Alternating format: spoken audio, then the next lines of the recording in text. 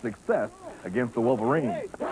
Their backs all do a great job of running hard and break and tackle. So the first guy there has got to grab on, and we got to really rally to the football and not allow them to have extra yardage after the first guy hits them.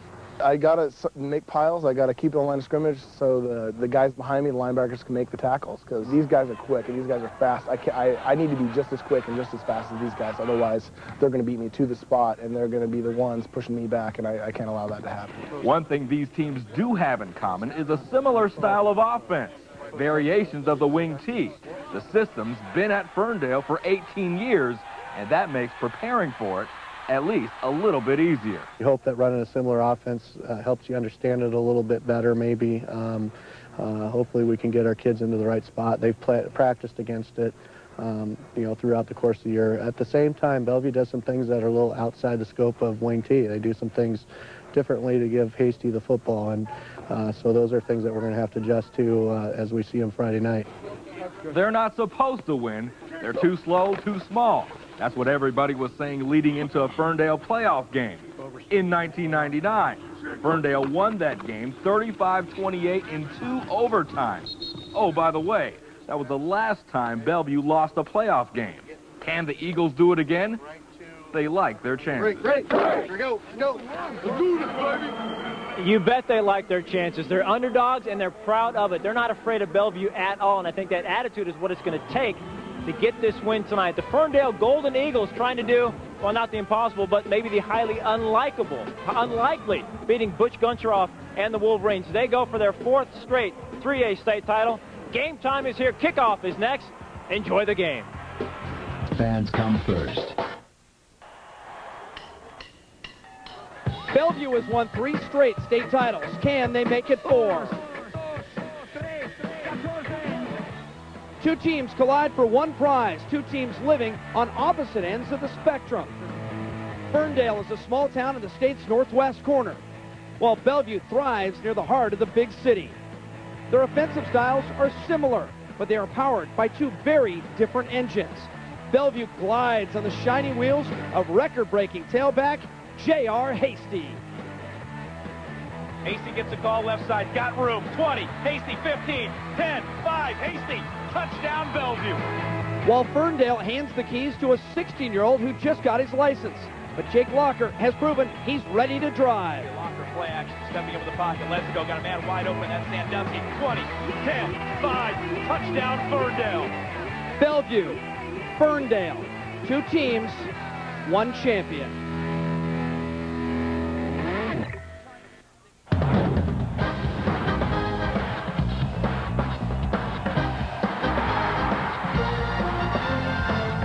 It took the Golden Eagles of Ferndale 3.5 hours to get here, but it's been 7 years since they've come back to Tacoma. Meanwhile, Bellevue, they've been here so often, they get mail in Tacoma. 4 straight years to the final. How nonchalant is this?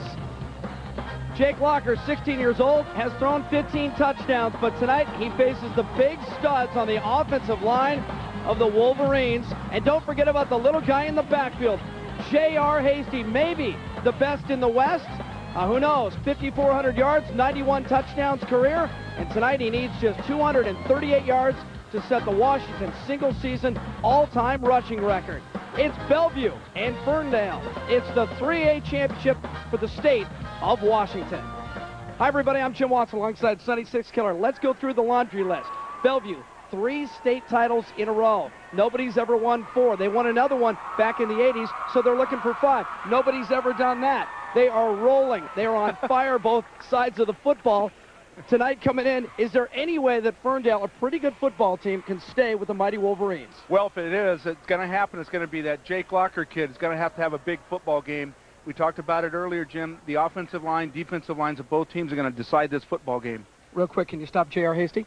J.R. Hasty's a stud, and little on my shirt, 5'11", 200 is small. He's a heck of a football player. Don't discount Ferndale. These guys are on a roll. They've lost just 1 time this year. That was against arch rival Linden, but Linden is all gone. And Ferndale has played an NFL season. Tonight will be their 15th football game of this high school season. Before we kick it off, let's take care of our national anthem.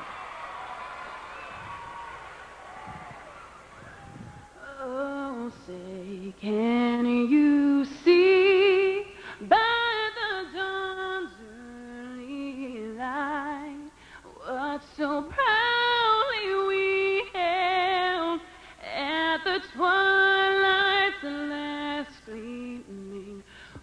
those broad stripes and bright stars through the perilous fight.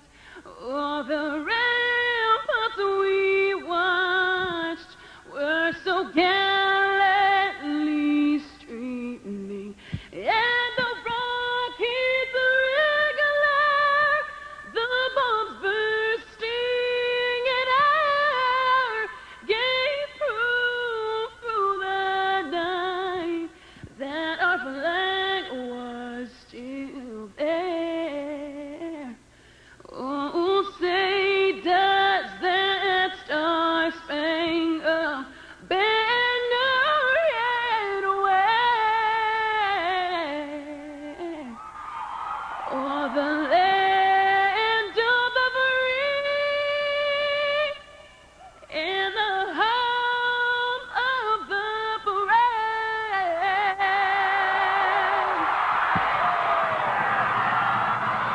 That may be our best performance of the night right there. That'll get Well, a I tell you chill what. going, huh? That's what I love about high school football, Jimmy. Everybody's involved. The singers, the cheerleaders, fans, and the players. It's awesome. Well, Cindy and I have done games at Ohio State and Notre Dame in the last 18 months, and we get excited about coming here. But how about this guy? Jamie Plankovich, the head coach at Ferndale. And Ferndale's changed coaches a couple of times over the last few years, but it doesn't seem to matter because it's the system. Jamie Plankovich came from Seaholm High School, and he used the wing tee there. On the opposite side, well, you know this face, Butch Goncharoff in his 5th season at Bellevue, and it is a dynasty. But it's a tough night for Butch Goncharoff. Not only is his team in the state final and looking to win a 4th straight state title, but earlier this week, on Thursday morning, after a long illness, Butch's dad, Victor, passed away. He coaches tonight with a heavy heart, and he may be a little bit distracted. Our condolences go out to him and his family.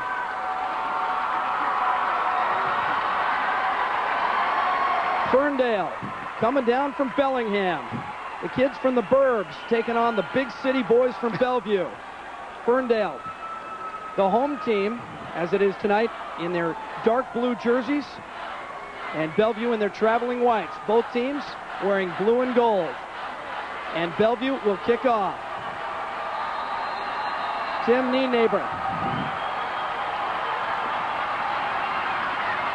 Jake Locker and Brady Locker back to return. They are cousins. And this is Jake Locker in the end zone, and in high school football, that's where it dies. Well, let's go ahead and talk about number 10. He just caught that fly ball. Jake Locker. He's just a kid. He just turned 16. In fact, he should be a sophomore. Some of the sophomores on this team are actually older than their junior quarterback. He's thrown for over 1,200 yards. He's thrown 15 touchdowns and just 5 interceptions. And he's pretty good, Sonny. This is a guy who could carry them tonight. Well, that's true, and you hate to keep bringing it up, but you look up front, all those guys blocking for him up front. There's 5 seniors on this Ferndale offensive line, and I tell you what, Jake Locker takes advantage of all their experience. Locker, a local kid, born and raised in Ferndale, and he plays 3 sports. He's a throwback. They'll start on the ground, and Bellevue is very good in run defense. The offensive line, as you talked about, all those seniors, all that experience up front. Brad Walton, the weak tackle, said, hey, nobody notices us, but we're used to being overlooked. We're linemen. Maybe after tonight, they'll know the names. Altona, Piper, Gomez, rest of the guys up front. They have 4 players with over 700 yards rushing. Adam Wilgus scored 3 touchdowns in the semifinal win over Kelso. They can spread it around, and they can throw it if they have to, but don't look for too many passes tonight. That's Locker across the 30 for a first down. Jake Locker rushed for over 800 yards and 12 touchdowns this year, and he's a big boy, 6'2", 200. Defensively for the Wolverines, now they run a 5-2 or a 6-2 or a 4-3. They really move things around. Stephen Schilling is a first-team All-Leaguer, goes both ways. Linebackers, very good, but they're missing maybe their best. E.J. Savannah, pinched nerve in his neck. He's not here, so Ryan Roeder will take his place. J.R. Hasty also plays there. And the secondary, led by Eric Block and Keith Rosenberg. And Block is their quarterback. Breaking a tackle is Adam Wilgus, 6'2", 195 junior. He only had 41 yards on 8 carries last week, but he got in the end zone 3 times, and that's what matters. Well, I tell you what, Jim, you look at his stats for the season. Yeah, only 3, but 24 on the season. That young man is a tough kid. He's big, 6'2", 195-pound running back. So we talk about quick starts all the time. I think it's imperative for Ferndale. They don't have to score, but I think they have to prove to themselves and obviously to the Bellevue defense they can move the football. Well, that's true, and I think that they'd want to come out and try and control the football, Jim, and keep the score low. Things like this will eat up that clock.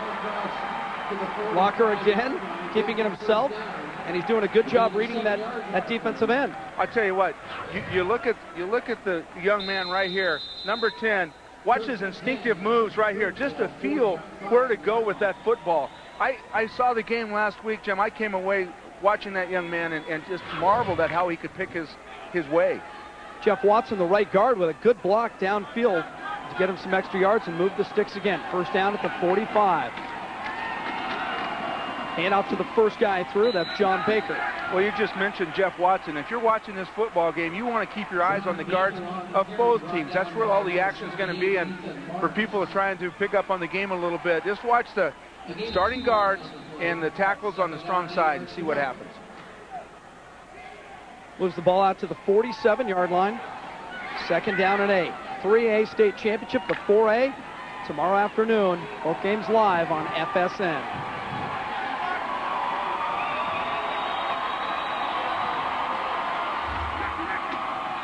Locker will keep it again, and he's got some space. That's a first down, all the way down to the 40-yard line of Bellevue.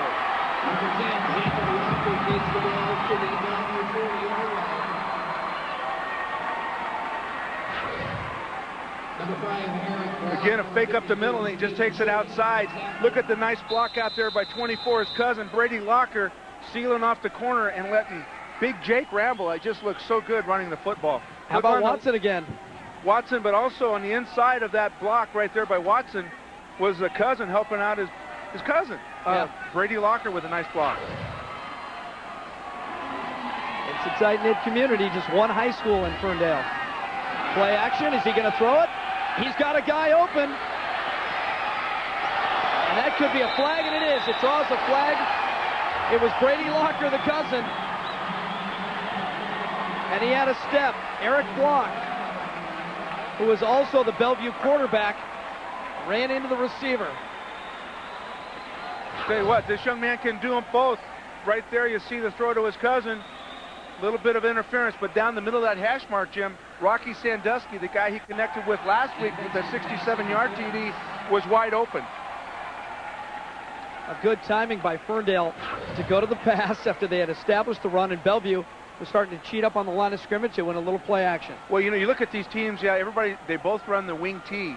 They all have variations of the wing T, but the X factor here is Locker, the quarterback, who can throw the football. There you go. That young man had a nice reception last week against Kelso. Yeah, they all contributed in that one. They blew Kelso out in the semifinals. And we told you at the top, now everybody wants to talk about Bellevue, and they've certainly earned that. Their resume is spotless. 3 straight state titles. But Ferndale may be the one team that's not intimidated by the Bellevue mystique. They've seen them a couple of times over the last few years. In fact, the guys in the yellow hats are the last ones to beat them. Went inside to John Baker, but Bellevue was equal to the task that time. Trevor Carpine, I tell you, that guy's a young, tough player. He's, I remember from last year's game, he really stood out, and he was only a sophomore. This year, the junior, 225-pounder, meets Baker head on right there, and you know who's going to win that match. James Hasty is the defensive coordinator, former All-Pro in the NFL. Very fine player at Washington State. James Hasty, been around football a long time, does a fantastic job for Bellevue. That's got to be tough, having your son out there on the offense and defense for him as well. Play action. There goes Locker again. Needs a corner. Didn't get it. They turn it back in. Look who turned it around. Yeah, look who made the play. Number 24, J.R. Hasty. He did an outstanding job coming up and knifing through there and taking out some of the blockers coming around. Take a look here and see if we can see. Watch on the right-hand side. Again, Jake Locker trying to do it. Look at the nice blocking, except one guy. Jack Piper couldn't get the helmet on J.R. Hasty right there, and J.R. made a fantastic play. Well, J.R. is only about 5'10 and a half, maybe 5'11", but he's 200, and he is just solid. He is stout, and you could see that there's no way Piper was going to move him out of the way. Yeah, you know, you look at the off-season weight training program from the Bellevue Wolverines, and you could probably say that comment just about every one of those players. They're going to throw on 3rd and 11. Sandusky, and he overthrew him. Rocky Sandusky ran it right down the hash marks and broke to the sideline. Passed a little too tall and a little too early. It's 4th down. Boy, I tell you what, though, he had him down there for a big 1st down. Jake would like to have that pass back, Jim. Yeah, after he threw it, he kind of punched the air in a little bit of frustration. So, Plankovich, he talks to Rocky Sandusky. This is the way they shuttle the plays in. Now, Plankovich looks like a football coach to me, doesn't he to you? He's had a great career up there in the area, and was at Seaholm for, I think, 15 seasons before coming over. Yeah, that's right. He used to run the wing T, so he said when he came in, he didn't really have to change all that much. Here it is, 4th down, and they will go for it. He said, yeah, pretty much almost every time on 4th down, unless we're real close, we're going for it.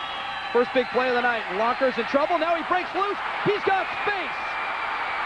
Touchdown.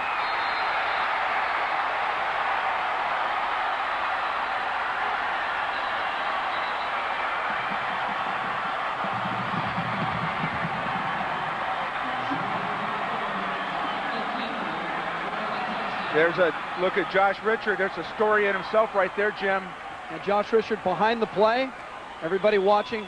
Locker take it into the end zone, and number 5 was spaced down on the deck. He got up to his feet. Now he goes back down and rolls to his back. I think it's that right knee. Could be wrong, but this young man's been through a lot to be even on the football field. He's going to pop right back up. Try to walk it off, and you know what he's thinking in his head, not now. I've been waiting too long, and I've worked too hard, gone through too much to get here. He is an amazing story, and we'll talk about it as the night wears on. Trust me, that young man will be back on this football field. Yeah. He's come back from worse than that. It's a great story. But what a huge play on a 4th and 11, and it looked like Bellevue had Jake Locker hemmed in, and they left the back door open. The extra point is good by Mike Shaw. Now check it, it was Ryan Denson with the PAT. Ryan Denson makes it 7-0 Ferndale. Coming up after the game tonight on FSN Live, we'll get you ready for the 4A title game as Skyline takes their game indoors, and you'll meet an evergreen player that beat the odds to reach the state title game. FSN Live after the game. The title is up for grabs as it all comes down to this. As the best teams in Washington play for their dreams of winning state, it's the Washington High School Football Championships. Coverage continues tomorrow at 4 with the 4A kickoff. Right here on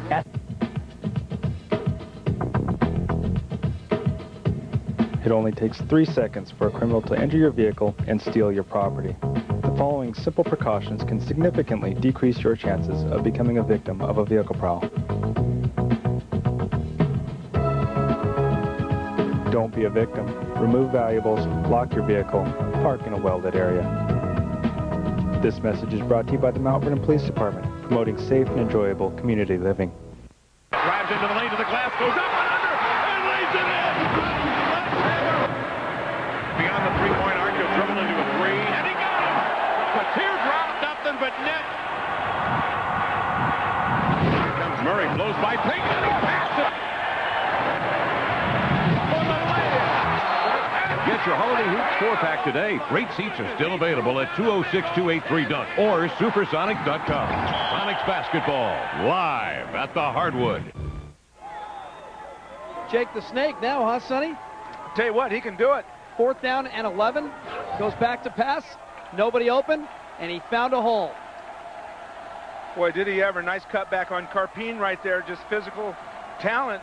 Telling you, Jake Locker, then he just outruns the defender right there for the touchdown. That's a great effort. That's a 7.5-minute drive. He picked up 56 of the 80 yards, and they stuff it in the end zone. And they lead the number 9 team in the country 7-0 in the Washington State final. The kickoff goes out of bounds. They'll put it all the way back up at the 35, and that's where the Bellevue offense, who doesn't need any help, will get a semi-short field. Wolverines. Butch Gottschalk, their head coach, is also their offense coordinator, and he says, you know, hey, we're balanced. Everybody says all we do is run. We're balanced. We run right, and we run left. And they do it all behind a 15-year-old quarterback, Eric Block. And he's pretty good with the ball, and that's why they like him. He doesn't make mistakes. And how about this? 15 years old, his first start on the varsity level was at Seahawks Stadium against De La Salle, a team that hadn't lost in 13 years, in front of 25,000 people, and the kid didn't make a mistake. He didn't blink once. Oh, I bet he blinked once. But in the tunnel. But that is a great story on the program of Bellevue, and having the confidence to bring in a young man like that. Last year as a freshman, this year as a true sophomore. It's just amazing. Now remember, in that De La Salle game, since we're talking about it, the Spartans marched down the first time they touched the ball and scored, but Bellevue came right back and scored the next 2 times they touched it.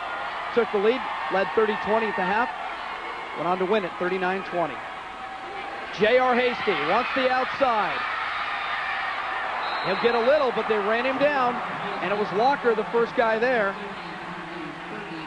Got a little help as well from Nick Suter. Take a look at the offensive line. An incredible work ethic on these guys. And the whole thing is they get off quickly. They get that first quick step. They get into you, and then they move you out of the way. Thomas Zaffino, J.R. Hasty. Keith Rosenberg has rushed for 200 yards the last 2 games. That's in the playoffs. Spencer McPherson, a ferocious blocker. And Keelan Watson is the tight end, but mostly used as a blocker. Bellevue rarely throws the football, only 29 passes all season long. Another short gain across the 40. Hasty shoves it to the 41-yard line. Defensively for Ferndale. Oh, they're only allowing 12 points a game. Last week against Kelso, a power running team held them to just 57 yards on the ground. Piper and Walton go both ways. The linebacker's the best part of this defense. Jamie Howard said he'll have his VCR running tonight because it's something he will have and keep and watch forever. Suter and Locker, the cornerbacks, and those are the guys who made the tackle. They got up quickly. 3rd down.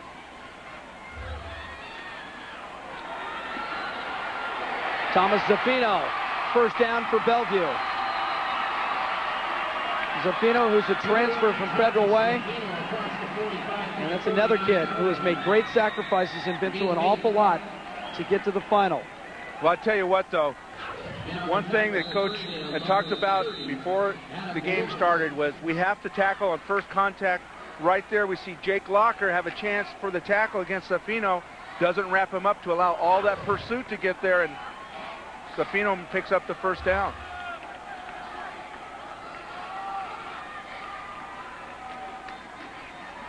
Misdirection, try to keep your eye on the ball. Keith Rosenberg, touchdown.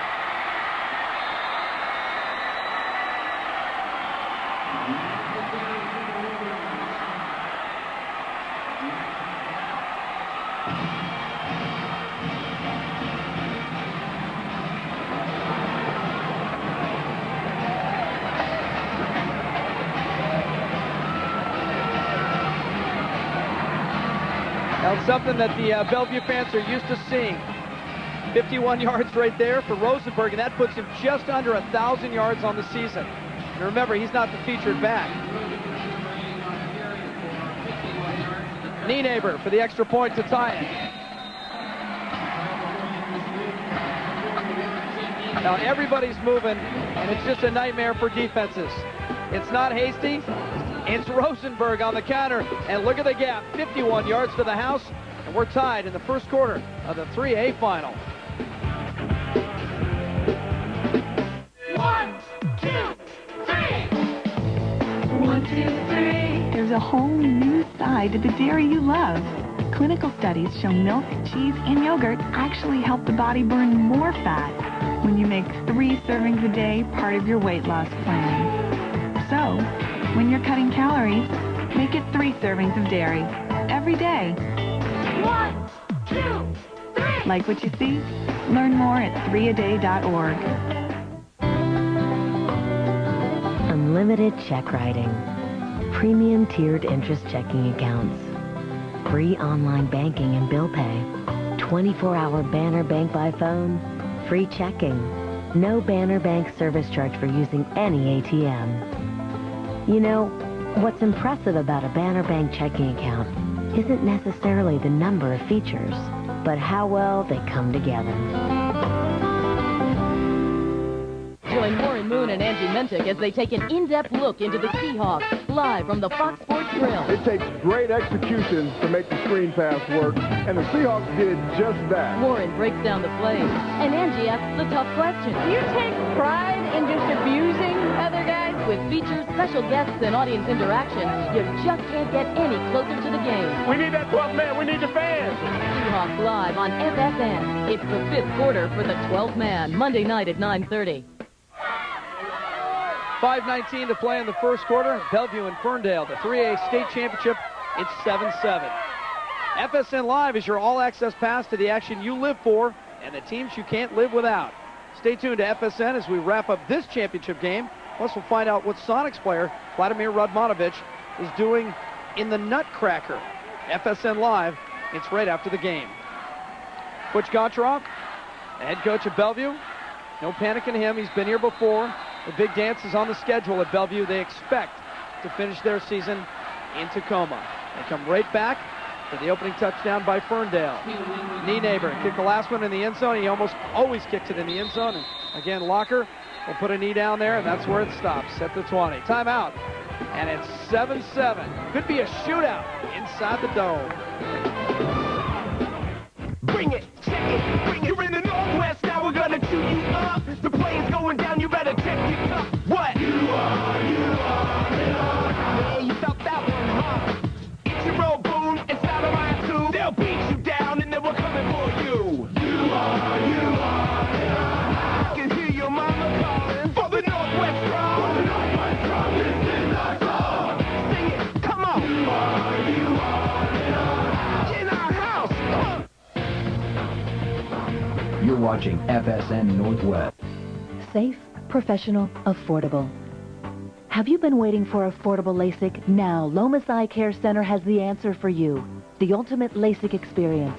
The ultimate LASIK experience starts at just $295 per eye and is only available at Lomas Eye Care Center, Seattle's eye care leader for over 2 decades. Call 1-888-403-2020 now. Don't miss this once-in-a-lifetime opportunity. Lomas Eye Care Center. Safe, professional, affordable. Jennifer, what are you doing? Taking a picture of this low-pi gas stove and its fire. And the reason is? To compare it to the realistic fire of a wood stove. Same thing. Now what are you doing? Recording how quiet this low-pi pellet stove is. Oh. And this environmentally friendly low-pi wood stove almost no. See? An EPA statement. You're a smart girl, Jennifer. Hello? Craft Stove. Let our family warm your family. Jim Watson, Sonny Sixskiller, and Brad Adam back inside the Tacoma Dome, the 3A state championship. Bellevue and Ferndale 7-7, and Jake Locker, we hyped him up early, Sonny, and he looks pretty good so far, doesn't he? Hey, listen, he is the real deal. I saw him play last week, Jim, and he just turns it on. He gets good blocking, of course, but right here on that 4th down, able to break the tackle of Carpine and be able to take it the distance. I mean, that's not bad. He ran for 56 of the team's 80 yards. And another big play, he did that last week as well in the semis against Kelso. He scored 3 different ways and had another touchdown on an interception called back. 4th and 11, and he scrambles in. Not near the 30. Diving ahead was Wilgus, out near the 24-yard line. Ferndale seemed to have little trouble moving the ball against this bonded Bellevue defense. I thought coming in that the Bellevue defense was going to be the difference tonight. They didn't look good on the first drive. Well, you know, it takes a little bit of adjustment on either side. You know, both teams run the wing T, but slightly different, so it's a different look. Even though they're facing the wing T in practice every day, Jim, Ferndale does a good job of running it the way they like to run it. So it takes a little bit of adjustment. And you see that Ferndale's wearing the dark jerseys, and I'll tell you, with the wing T, those dark jerseys are an advantage. It's harder to pick up the football. This guy's been holding it an awful lot tonight. Jake Locker again for a first down over the 35. Which makes you wonder, how come they don't look like the Cleveland Browns? Yeah, all dark. Again, look at the blocking up front. That namesake of yours up there throwing a block, Jeff Watson. I don't think you threw blocks like that, but this young man And one thing I like about Jeff Watson, Jim, this guy's only 6'1", 180-pound starting guard. Well, that's the thing about the wing T, and I learned this covering De La Salle. You don't have to be bigger. You just have to be quicker, and you have to be disciplined. Well, you have to move. That's what the coaches for Ferndale have said. Going deep, and he wants Sandusky. Rocky can't run it down. Locker just threw that ball about 60 yards in the air. Say, I'm trying to go through every distance here, and he really hung that one up. I think he's just kind of pumped up right now. He's overthrown Sandusky twice today. All right, he's standing from his own 30 right there. 10, 20, 30, 40, 50, 55 yards in the air. And I tell you what, they are coming out to change it up a little bit against Bellevue, throwing the ball downfield. Well, that's the wrinkle. They knew they had to do something. And just the fact that they're going to stretch this defense, they don't really have to hit a long one. They just have to make Bellevue know it's there. There's Locker again, cuts it inside, and that wasn't the best decision. He gets pounded right there by Trevor Carpine. You already talked about him, a first-team All-Leaguer. Now, he's a very active young man, and sometimes that throwing the football downfield will open up some of the runs. But right there, Carpine wasn't going to have any of it, just trailing down in pursuit and able to cut off the cutback lane. And that's the key against this Locker kid. If you stay in your lanes and don't allow him to cut back, you're going to have a lot of success against him. That time, Carpine was able to do it. Carpine's got about 25 pounds on Locker, but he matched him step for step, getting outside. Quick on his feet.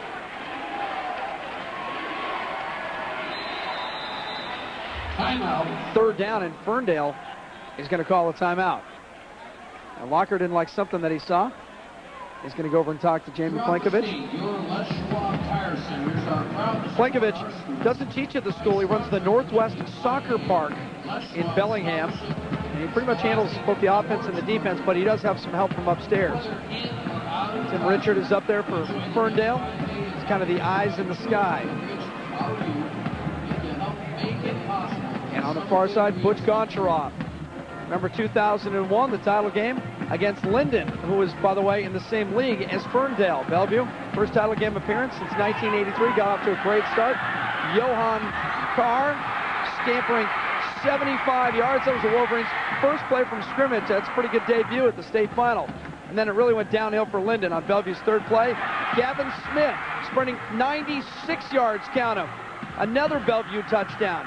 3 plays, 2 touchdowns. Wolverines scored 3 touchdowns in their first 10 plays, went on to win easily, 42-15. They capped off a 13-0 season, 465 yards rushing. Remember, that was their first title since '83, led by Chuck Knox Jr. How about that? 22 straight wins. They've won 15 straight in the playoffs, 3 straight state titles. Nobody's ever done that. Nobody's ever won 4. They won at '83, so this would be 5 titles, and nobody's done that. You know, looking at that last highlight reel there, Gavin Smith running for 90-some yards. He played junior football at Richmond Junior Football with my middle son. And I used to see a lot of those runs at that level. He's been doing it every time he's played, every time he's been on the football field. And, you know, I grew up playing junior American football. Most guys who are in this game play Pop Warner or some sort of it. And the irony is that's where Butch Goncharoff got his start coaching. He was coaching the junior Wolverines and had such an unbelievable record that the parents went to the school and said, you got to hire this guy. You got to put him on the staff. Well, he's done a fantastic job. And, you know, like we've said before, a lot of these programs really benefit when community is behind you 100%. And for a community like Bellevue, you don't think of it as a community. It's a big city, but they're behind him. Bill Hegler hired him, and when Hegler left, Goncharoff took over. Throw up into traffic. And that was his cousin again. That was Brady Locker, 24. Came down empty, but the ball hits the carpet. Incomplete. Good coverage. Everybody converging for Bellevue. Just a little bit too high, but if it had been a little bit lower, it looked like it was going to get picked off out there by Kyle Stanford. The senior defensive back. There he is, number 37. Good job. Stayed home. So now Bellevue's going to get this football right back, and there's Keith Rosenberg, who already scored a touchdown, going right up the pipe.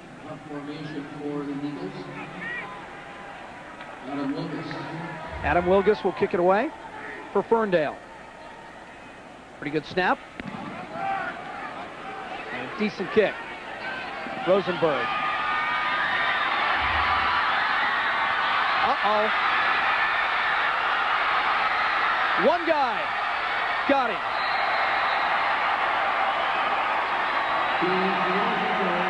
Well, there's a facet we haven't talked about, Jim. We talked about the wing T, the offensive, defensive lines. We didn't talk too much about special teams.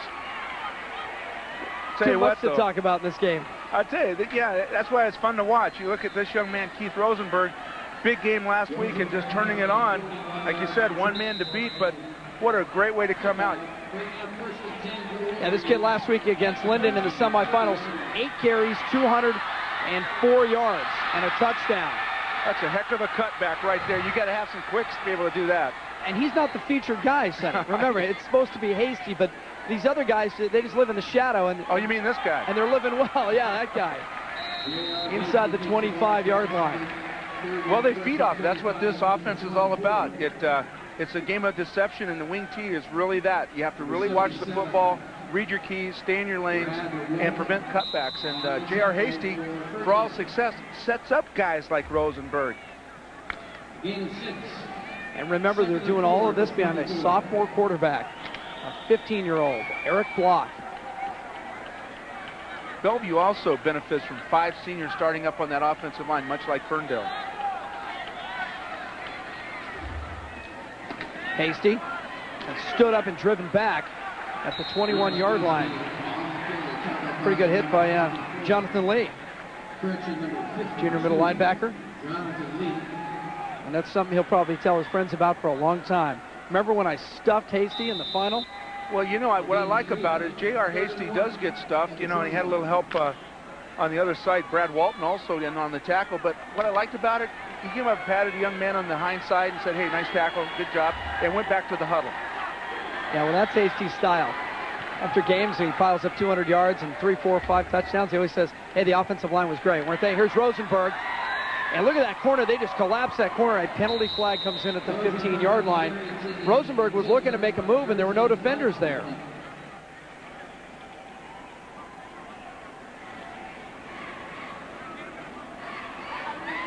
Holding on White. Hold goes against Bellevue, and that'll back him up. Yeah, it looked like Safino was in there. Look at number 1 out there grabbing the jersey a little bit. A little back and forth. Yeah. Right in front of the referee, and he made the call.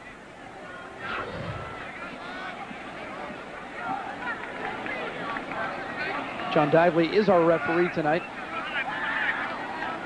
There he is, wearing the white hat. He's wearing a mic, too, so we'll try to pick him up as we go through the night. Wind it up, and here we go. 7-7. Under a minute and a half.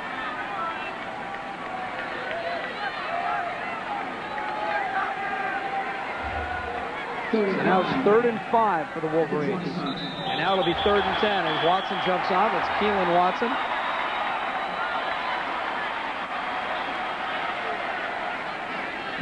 The way he came off, it looked like he was going out for a route.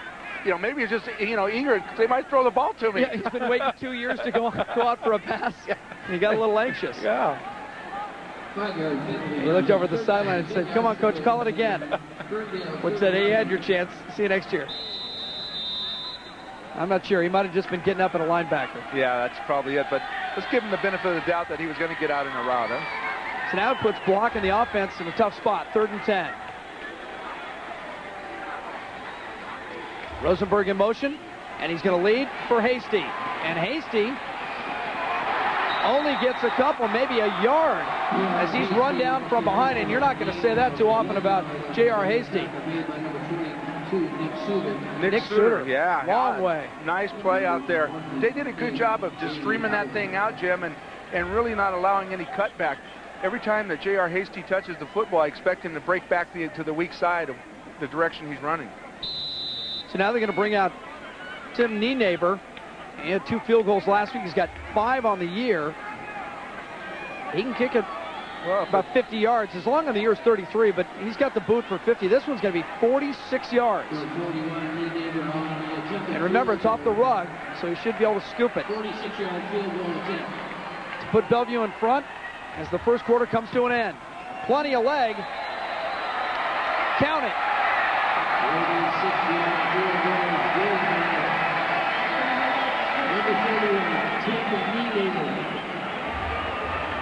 Oh, Well, the Bellevue fans getting the good news. After falling behind 7-0, they have scored on each of their subsequent drives. A touchdown and now a 46-yard field goal by Tim Nienaber.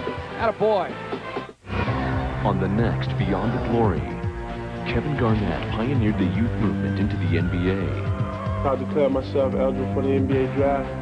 But a life-changing incident Facing 15 to 20 years, can you imagine? motivated a boy to become a man. People wanted him to fail. No one thought he could make it. It just fueled me. I was so ready to prove everybody wrong. Kevin Garnett, Beyond the Glory, Sunday on FSN.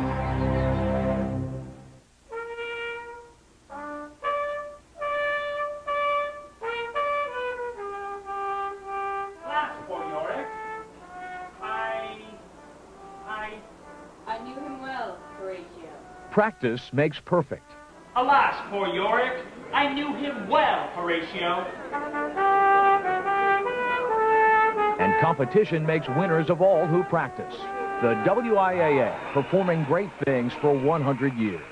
If you missed FSN Live last night, you missed the action. Holla at my boy Rock, Booger, Big Thug, boy, yeah.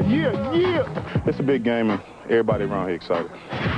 Mike Holmgren, read this book right here. Give this man the ball, you will win. How do the Sonics keep up this unbelievable pace? Sometimes we win by playing good defense. Sometimes we win with execution. FSN Live, everywhere, every night.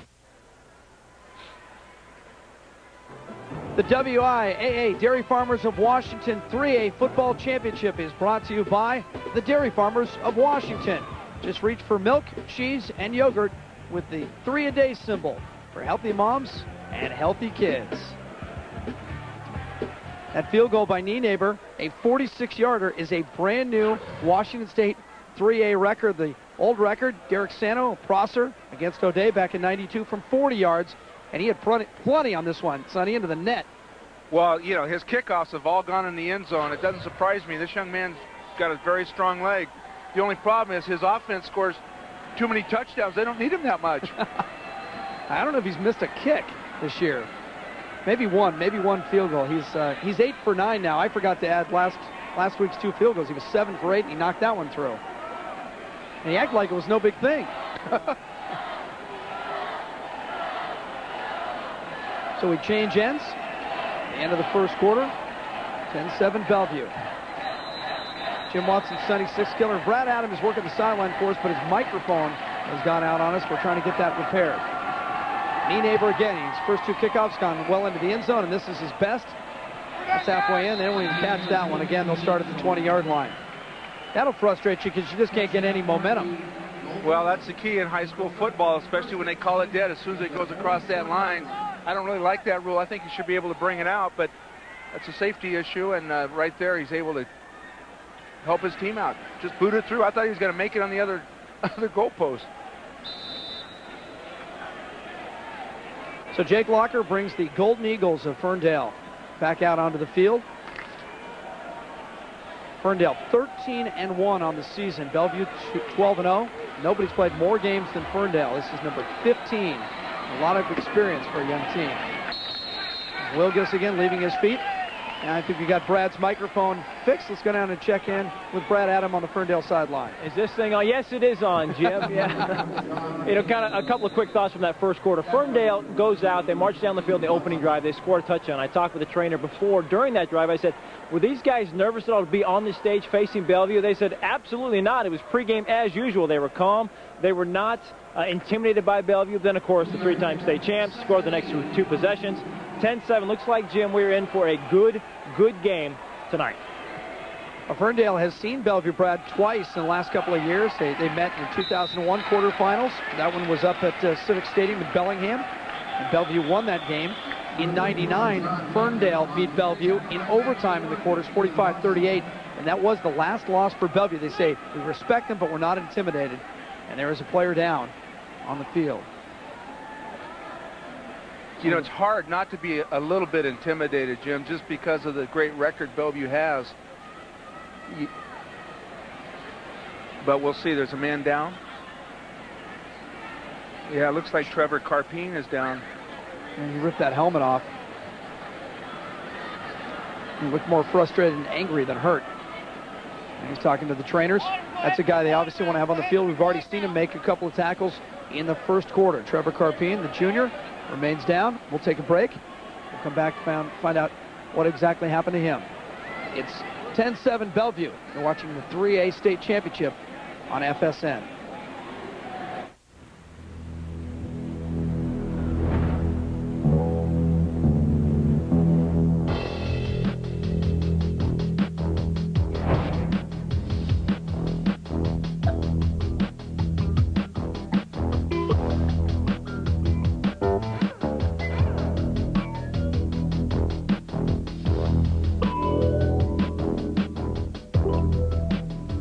Ready for winter?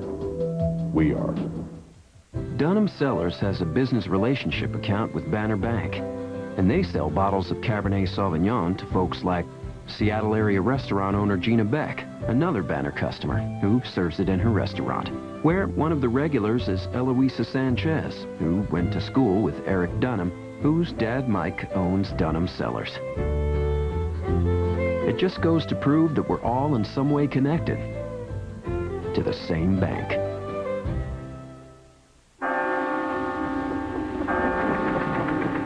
Totally Football is your inside source for all pro and college gridiron news. The hardest-hitting football show in the biz. Patrick O'Neill and our insider Jay Glazer break all the stories before anyone else. When I first broke it, people were telling me, yes, this is going to cause such a heated debate.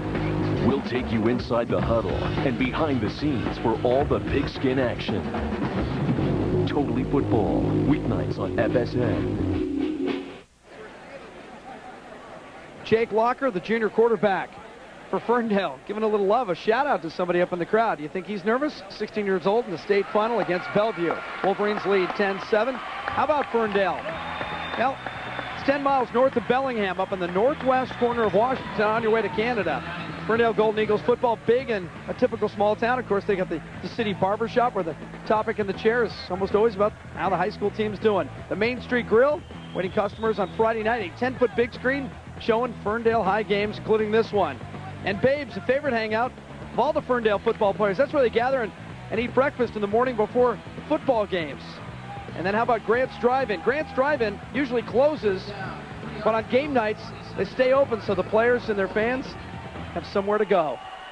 Small town America. Now, Jim, you know, you're from Orange County, California. You don't get out to places like this very often, huh, Babe? Sure I do. There's no Babes in Orange County, I'm telling you. I go to Pullman, I go to Corvallis, I go to towns I can't find on a map. Okay, all right. I love the small towns. By the way, Trevor Carpine did leave the field under his own power, and he looks to be okay. We'll see when number 79 rejoins the action. On third down, they push the ball out to the 28-yard line, and now we're going to find out the stance and just how committed Ferndale is. But they'll go for it on fourth down in their own end, and it doesn't look like it as they send a whole group on. That should be the punting team.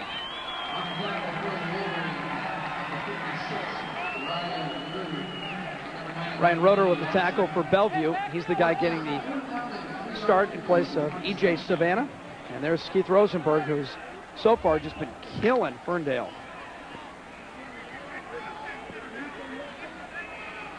Adam Wilgus will punt again.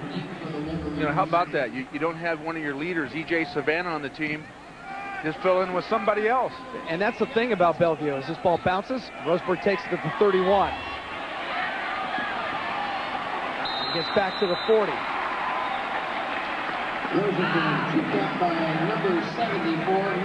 Let's take a look back at the 2002 3A title game. It was the same guys from Bellevue, the Wolverines against Linden. Rematch from the 2001 title game. Hero for Bellevue, senior Matt Coombs diving in for an early touchdown. Then it's Coombs in the secondary with the pick and a pretty good return. And the icing on the championship cake, yeah, it's that guy again. It's Coombs. Up the gut, a rushing touchdown. Coombs finished with 169 yards on just 10 carries, 28-10 Bellevue over Linden. Bellevue becoming just the 9th big school in state history to repeat as champs. On the ground and nowhere to run for Thomas Safino, the kid who rushed for over 1,000 yards on the season. On the tackle, number 71, Joe Gordon. Number 77, Brad Walker. There's no gain on the play. Joe Gorley was in on that. Brad Walton, a couple of defensive ends. Big guys up front. Tell you what, you need a lot of guys with Safino. Kid runs hard. Yeah, they have weapons. We know all about Hasty, and now we know about Rosenberg. And Thomas Safino is probably that third option. And you're talking about 1,000-yard runners all the way across the board. Rosenberg just about at 1,000 right now. Savino was over 1,000 coming in, and of course Hasty is 2,500 coming into this one. That's why they don't throw much. Hey, would you? No.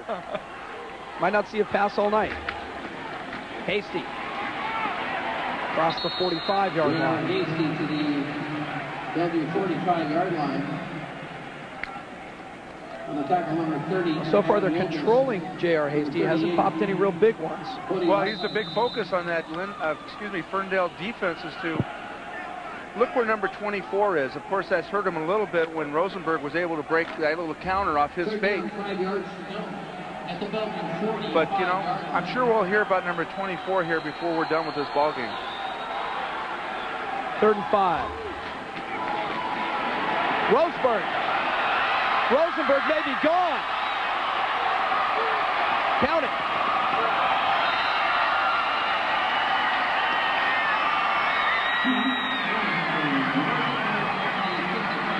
He's going to have another 200-yard day. He's had 200 in each of the last 2 games, the quarters and the semis. Now he's broken off his second long touchdown run from Butch Goncharov. All right, look at number 24 on this, Jim. We just talked about it briefly. Look at the ball fake in there. Great job by Eric Block to pull it out. And everybody's going to Mr. J.R. Hasty, but Rosenberg coming around from that wingback position. Great blocking, big hole. You could have made big yardage on that play. Why is it always It couldn't have gone the distance. I know you couldn't have made the distance, but you would at least made it to the hole. Out of stop for gas at the 20. Nienhaver knocks it into the net, and Bellevue is cruising. This is what Ferndale was afraid of. They were up 7-0, and now 17 unanswered by the Wolves.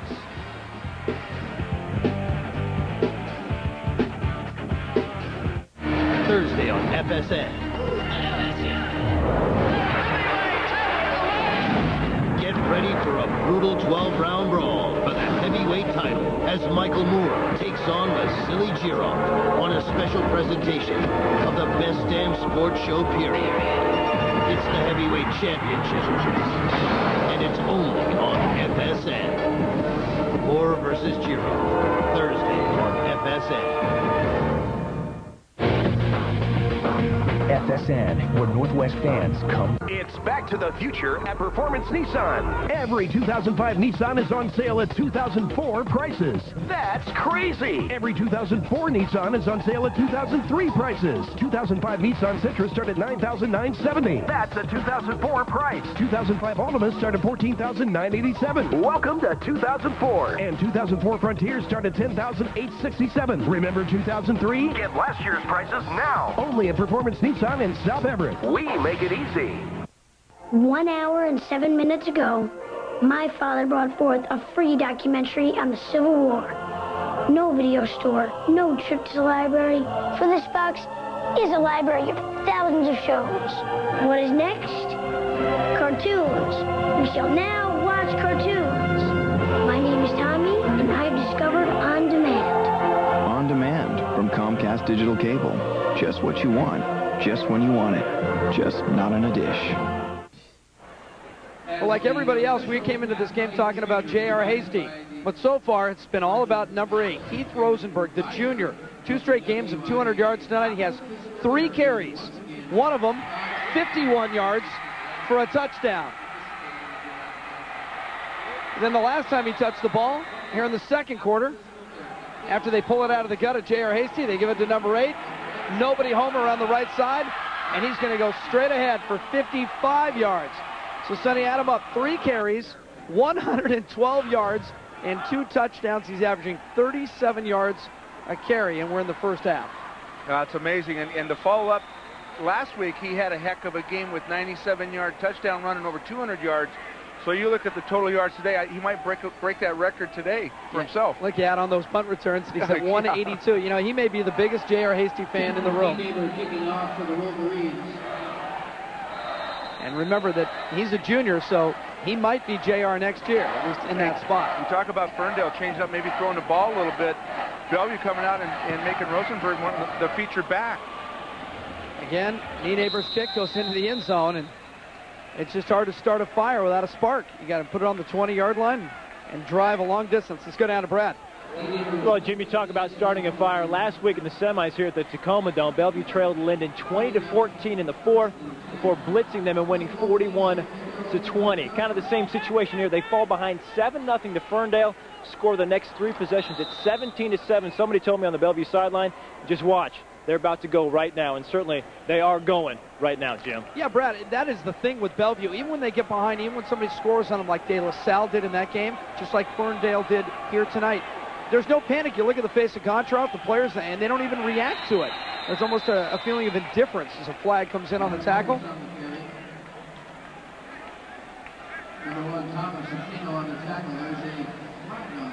Holding, takedown. You heard it.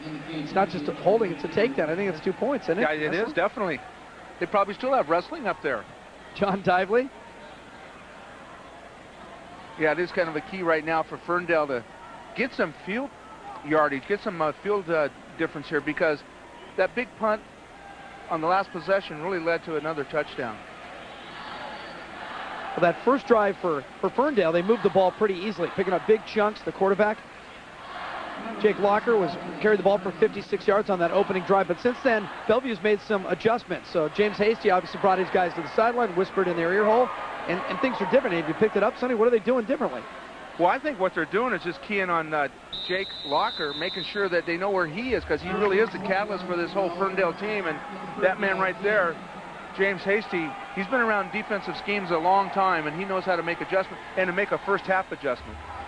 And here's Locker. They turn him in. Hasty was the first guy to him, but did not make the tackle, and Locker able to surge out to the 15-yard line. Now, Ferndale admits that they borrow from the Bellevue offense, and of course Bellevue borrowed from De La Salle. That's right. A lot of their success, they were already successful, but then they went to the book from their head coach down Bob Laudiseur, yeah. Bob Laudiseur. Yeah, the De La Salle coach wrote a book, and these guys all read it. Yeah, they go to camp, and Butch Goncharoff even reads to the team out of the book, certain excerpts. And yeah, I tell you what, I don't blame him for copying.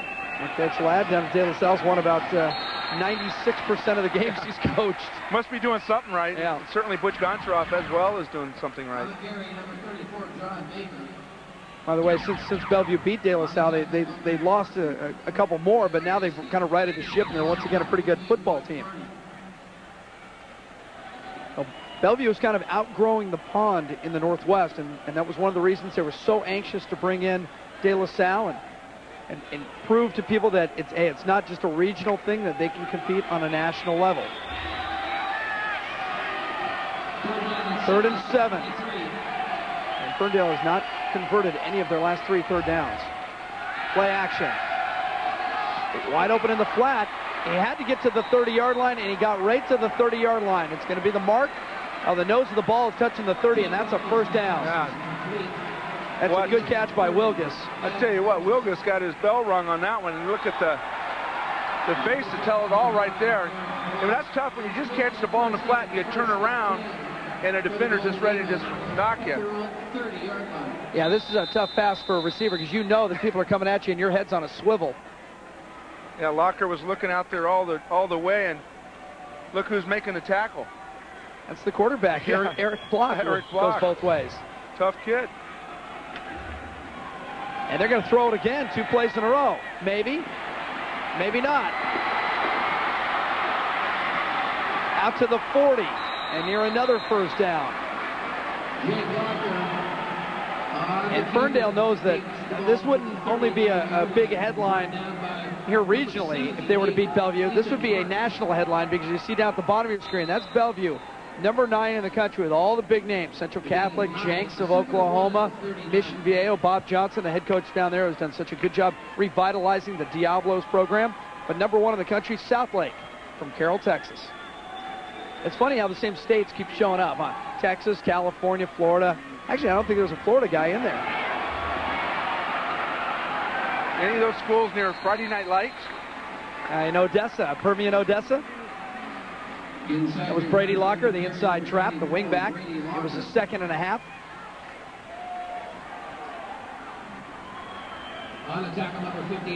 Locker's had a pretty good season. He's over 800 yards now. He's got 7 touchdowns. And he's a kid. He's a sophomore. I tell you what, the Locker family must rule Whatcom County for football players. They, you know, as Jake's uncles, I think he has like 3 uncles that played, and his dad. Yeah, his dad and 3 uncles. And one of his uncles, Pat, huge star at Western. Look at this. Nobody home on that side. And Locker just put the pedal down. You saw him. He turned the corner, and he's trained to look for that defensive end, and there was nobody home. I tell you what, he turned the juices on there, too.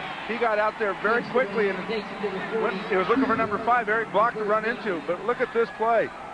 Nice, again, nice ball handling right there from Locker, and he saw that opening, Jim, you're right, and just turned it on. Nice tackle, though, by Block. Very nice to go down low, make sure he stopped the man with the ball. Locker's a junior, and, of course, teams already know about him. Washington State sent Tim Rosenbaugh out to just kind of hang out at practice and let him know that the Cougs know all about him. Would love to have him on the opposite corner of the state. And these are the guys that the locals need to keep home. A dive, give him 2 yards. That's John Baker. John Baker on the carry. A gain of 2 yards, tackled by number... Connor Mawhinney, defensive tackle, does go both ways. In fact, offensively, he's got some pretty good accolades. The Kinco 3A Offensive Lineman of the Year. Wow. Now, you play for Bellevue, you're going to draw some attention. You're going to get some looks. I think one of their big linemen who's helping out on the staff, Mr. Dan Dix, played ball at Washington. That's the other Locker. It's Jake, the quarterback, and his cousin Brady, the wingback. And look at that. There's Randy Hart, defensive line coach of UW. And even when he's not coaching, he's still got that same intense look. Yeah. The only missing is the old hats for Randy Hart, but he's done a fine job over the years at the University of Washington and been on a lot of good staffs. The old Ohio State grad. He is so much fun. I love going up to Randy Hart during warm-ups, and he's barking at the Hogs. He's warming them up in the end zone. He's yelling at him, and you walk by, and he goes, hey, how you doing? And then he turns right around and starts yelling at him again. Great guy. Very gracious man. Always wants to come up, shake hands. Jim, how you been? Yeah, you think maybe he's here to make sure that Jake Locker or some of these guys from Bellevue know that UW is ready to turn things around? Well, I think so. I mean, Todd Turner, the athletic director of Washington, able to keep about 5 guys from the old staff on hand for the transition. Need a coach first. Tyrone Willingham, maybe? Dan Hawkins? Jeff Tedford. Who are they going to hire? Keep going. 17-7. 1, 2, 3. 1, 2, 3. There's a whole new side to the dairy you love. Clinical studies show milk, cheese, and yogurt actually help the body burn more fat when you make 3 servings a day part of your weight loss plan. So, when you're cutting calories, make it 3 servings of dairy every day. 1, 2, 3. Like what you see? Learn more at 3aday.org. I can't make it into work today. The dog ate my keys. I'm allergic to cubicles. I lost my voice. Looks like Ski Chevy is back. Get 2 season passes when you buy or lease a new Chevy SUV like Suburban, Tahoe, or the new Equinox. That's right. Get 2 season passes to the summit at Snoqualmie on top of current incentives. A new SUV and fun all winter at your participating Chevy dealer. NBA basketball on FSN. Debo looks to overpower Seattle and lead the Blazers to victory. But high-flying Rashard Lewis will take to the air to shoot down Portland. Action tips off Saturday at 7 with FSN Live. This week on on FSN across America. Is married life slowing down the biggest superstar in golf today? Tiger Woods talks about how his new life will help put him back atop the golf world. FSN across America, Sunday. Welcome back to the Tacoma Dome on FSN. It's the WIAA 3A State High School Football Championship. Jim Watson, Sonny Sixkiller, Brad Adam, and about 8,000 of our closest friends. The Golden Eagles of Ferndale. Told you or showed you what it looked like. Now we'll show you where it is. Well, you go north and just keep going. Go to Bellingham and then just cut a little northwest, about 10 minutes northwest of Bellingham. It's just, the high school is just to the west of I-5. High school's 100 years old, only high school in town. You grew up in Ferndale, you go to Ferndale High, and you show the colors. And the dew. You know, things get a little slow in small towns. Hey, that looks like Orange County to me. The OC. Well, here's a big third down for these guys. 3rd and 7 here, Jim. They have hopes of trying to get some more points before halftime. I think it's 2-down territory if they need it. There's Locker. Oh, and he spins, and I think he's got it. I think he does. He had to get inside the 32-yard line, and the ball is inside the 32-yard line. The spin got it for him. Individual effort right here, just trying to get something done as positive as he can. Again, Eric Block has to come over and make the tackle on Locker, but nice effort for the first down there, Jim. You know, Locker plays with just so much poise, and, you know, we keep talking about how young he is. He's 16, but he is a junior. Don't those moves just look so fluid and Yeah. like they're, you know, like, hey, I don't have to rush myself. I'll just calmly go and make a play, make a move, and gain some yardage. Look at that. The rushing yards almost exactly even, and Bellevue is getting a game. You know, a lot of teams, this is the point in the game where they quit. When Bellevue comes back and they say, oh, here they come. Here come the Wolverines. They're going to beat us up now. But not these guys. You notice that as they come to the sideline, a lot of the guys take their hats off, and there's a reason for that. Remember, it's cold this time of year in the Northwest, and so these guys playing outdoors, their body's used to a little different temperature, probably about 45 degrees less. In fact, Ferndale has been practicing for the last 2 weeks because, remember, the semifinals also indoors here in Tacoma. So they've been practicing in the gym and turning the heaters on. Yeah, but you know what? When you blow up the boiler, it doesn't do you any good, which happened to them this past week. But, Jim, that still doesn't help you because gyms are so small, you kind of lose out on that.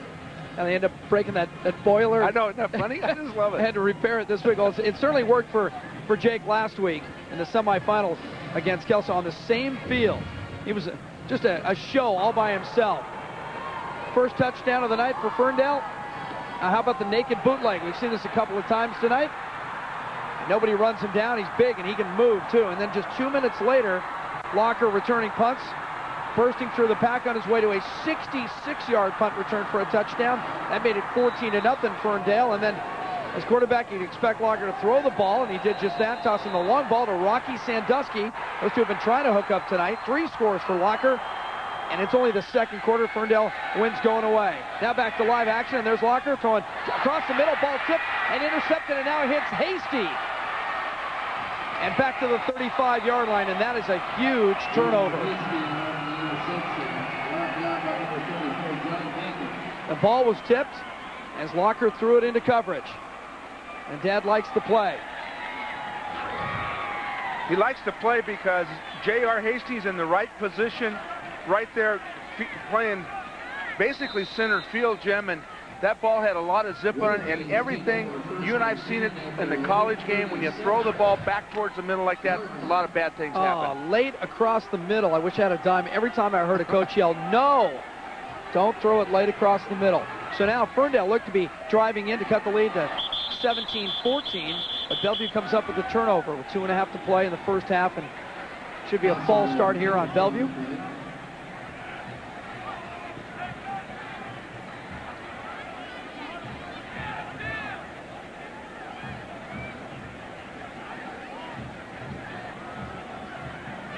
Jordan Hebert, senior, and the referees talking this one over, making sure they all saw the same thing. Dead ball, illegal procedure on the offense, 5 yards, repeat first down. And Gottschalk agrees with it. He says, yep, you're right. Well, you know, you wonder how a center can be offsides. Well, you know, he's the only got guy to move the ball. I know. I don't get it. But, hey, they made the call. I love this kid. Look at this. Look at the hair. Jordan Ebert. You know what they call him? Yeah, Big Sexy. Big Sexy. I love that name. What a nickname. Yeah, like the wrestler. So why don't you guys make him cut his hair? Because he's really good. Here's Hasty. Hasty across the 40 to the 43-yard line. Across the 40 to the 44-yard line. Now, do you want a piece of history? The WIAA and FSN have teamed up with GameTapes.com, so you can purchase any Washington High School football championship game since all the way back in 1996, plus boys and girls basketball championship games as well.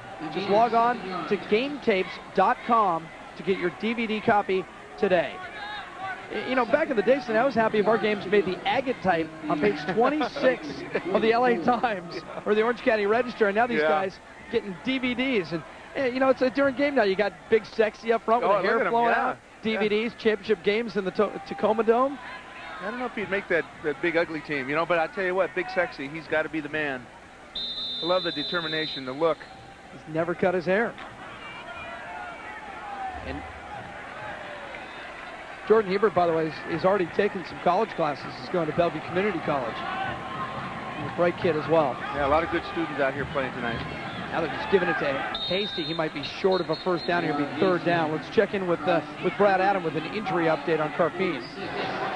Actually, Jim, I'm going to get to that injury update in just a second, but right now I want to talk about Keith Rosenberg, number 8 for the Wolverines. You might notice after several of those, actually 2 of those long touchdown runs, he returns to the sidelines and goes right to an inhaler. He has what's called sports-induced asthma. The way I see it, Jim, it's touchdown-induced asthma. After every long touchdown run, he needs to go to the sideline and inhale a little bit. I think it's brought on by scoring long touchdown runs. So Bellevue probably hopes he hits that inhaler several more times tonight.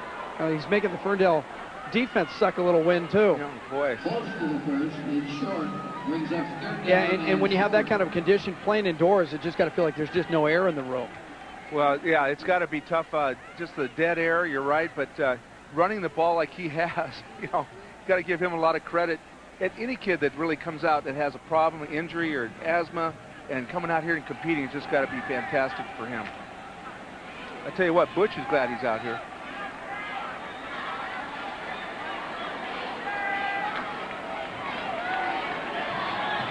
.141 to play in the first half. And for Ferndale, a must keep the Wolverines out of the end zone. This is striking distance right at midfield for Bellevue. And blocked. Gets tripped up in the backfield and dropped. How about Jack Piper? On the tackle, number 4, Thomas Foster. And number 7, Piper and Jonathan Lee. Well, I thought for sure they would give it to J.R. Hasty right up the middle, with less than a yard to go, but Eric Block keeps the football, and Thomas Foster, number 4, in there on the tackle. They had 3 yellow hats in there. Piper and Lee and Foster. It's funny when you slow up that quarterback and you knock the timing of that whole thing off. They're like hungry dogs. They get in there quickly. Bellevue calls a timeout here, Sonny, with 1:02. You know exactly what Goncharov's thinking right now. He says, I have Ferndale on the ropes, and I want to hit him on the jaw right now. Well, with this type of offense, especially if you got number 24 on your side, you got number 8, Hasty and Rosenberg, you know, 2 yards doesn't seem like very much. Been talking a lot about that big opening game of the season against De La Salle. De La Salle from California hadn't lost a game in 13 years, and they were thinking that their streak would survive no problem at Quest back on September 4th. After scoring first, it was all downhill for the Spartans. J.R. Hasty took the rock and rolled 74 yards in front of 25,000. First play from scrimmage, Hasty would dominate the game. He finished with 271 yards and 4 touchdowns. Officially, the incredible streak, the greatest in the history of high school football, died at 11:32 Pacific Daylight Time. De La Salle's first loss since 1991. That loss was against Pittsburgh High School, and before that, they'd won like 30-something in a row. Here we go, 4th down for Bellevue. And there he goes again. Rosenberg tripped up or he would have been gone. Jamie Howard saved the touchdown, or Rosenberg would have been headed back to the puffer.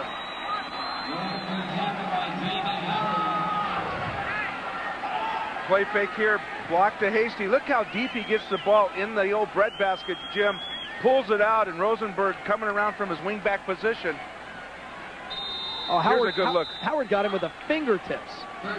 Well, you got to focus on a short yardage situation to the stud Hasty, and Ferndale elected to do that and left open Rosenberg on the outside. Hasty between the tackles. You know, we're talking with Pat Jones, an assistant coach. He coaches the offensive line for Bellevue, about Hasty, and I asked him, between the tackles, because everybody talks about Hasty's elusiveness and his speed. He said, you know what, I think he's just as strong inside. He bounces off guys. Oh, there's no question. The young man is well-built, strong. Look at his lower part of his body. His legs are just nothing but muscle. Block spikes it to kill the clock, and 21 seconds. Yeah, I got a little flag out there, a little hanky. Well, if it's all the way out there, and they lined up so quickly, you'd think it was maybe motion. Not everybody was set.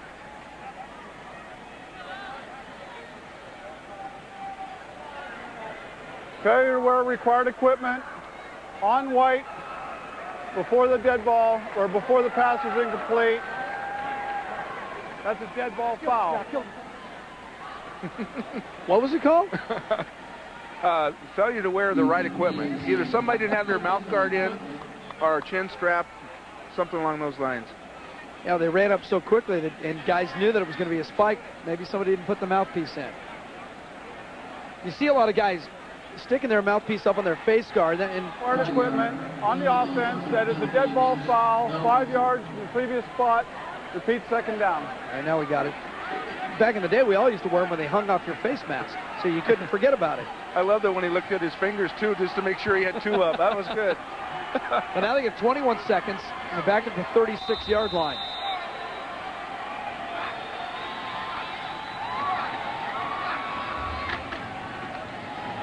Rosenberg, they stretch him out. He cuts back. Again. Oh, he's got the corner. There he goes. Rosenberg again.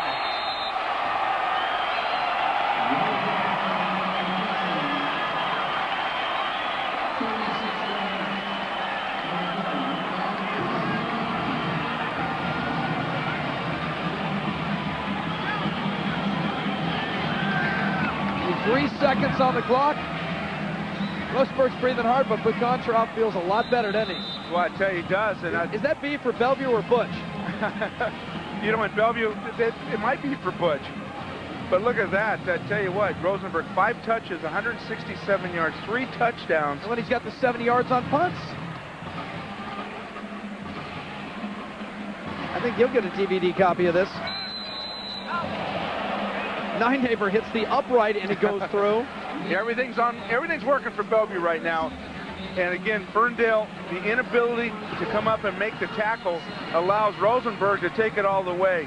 Right here, they look like they're in great position to make the play, but somehow he's able to use his moves, and right there turns on the speed. Locker gets taken out by his own man, and he's off to the races. Adam Wilgus was right there and just kind of over-pursued, and the cutback by Rosenberg. And nobody inside. And then he takes it back to the outside.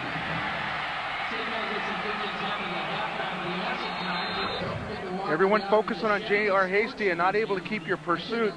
Well, you got stay outside. Sonny, you got to pick your poison with this team. I mean, yeah. They got the 3 guys in the backfield. You got Zaffino also. So, you know all about Hasty. He's looking to become one of the greatest in state history. And then you got this guy who's piling him up, and he's still got another year at the prep level. Get him some water, get him some air. Get him that little puffer to make sure he's breathing properly. Yeah, they're keeping an eye on him. The big hogs are over. You okay? You go in the second half?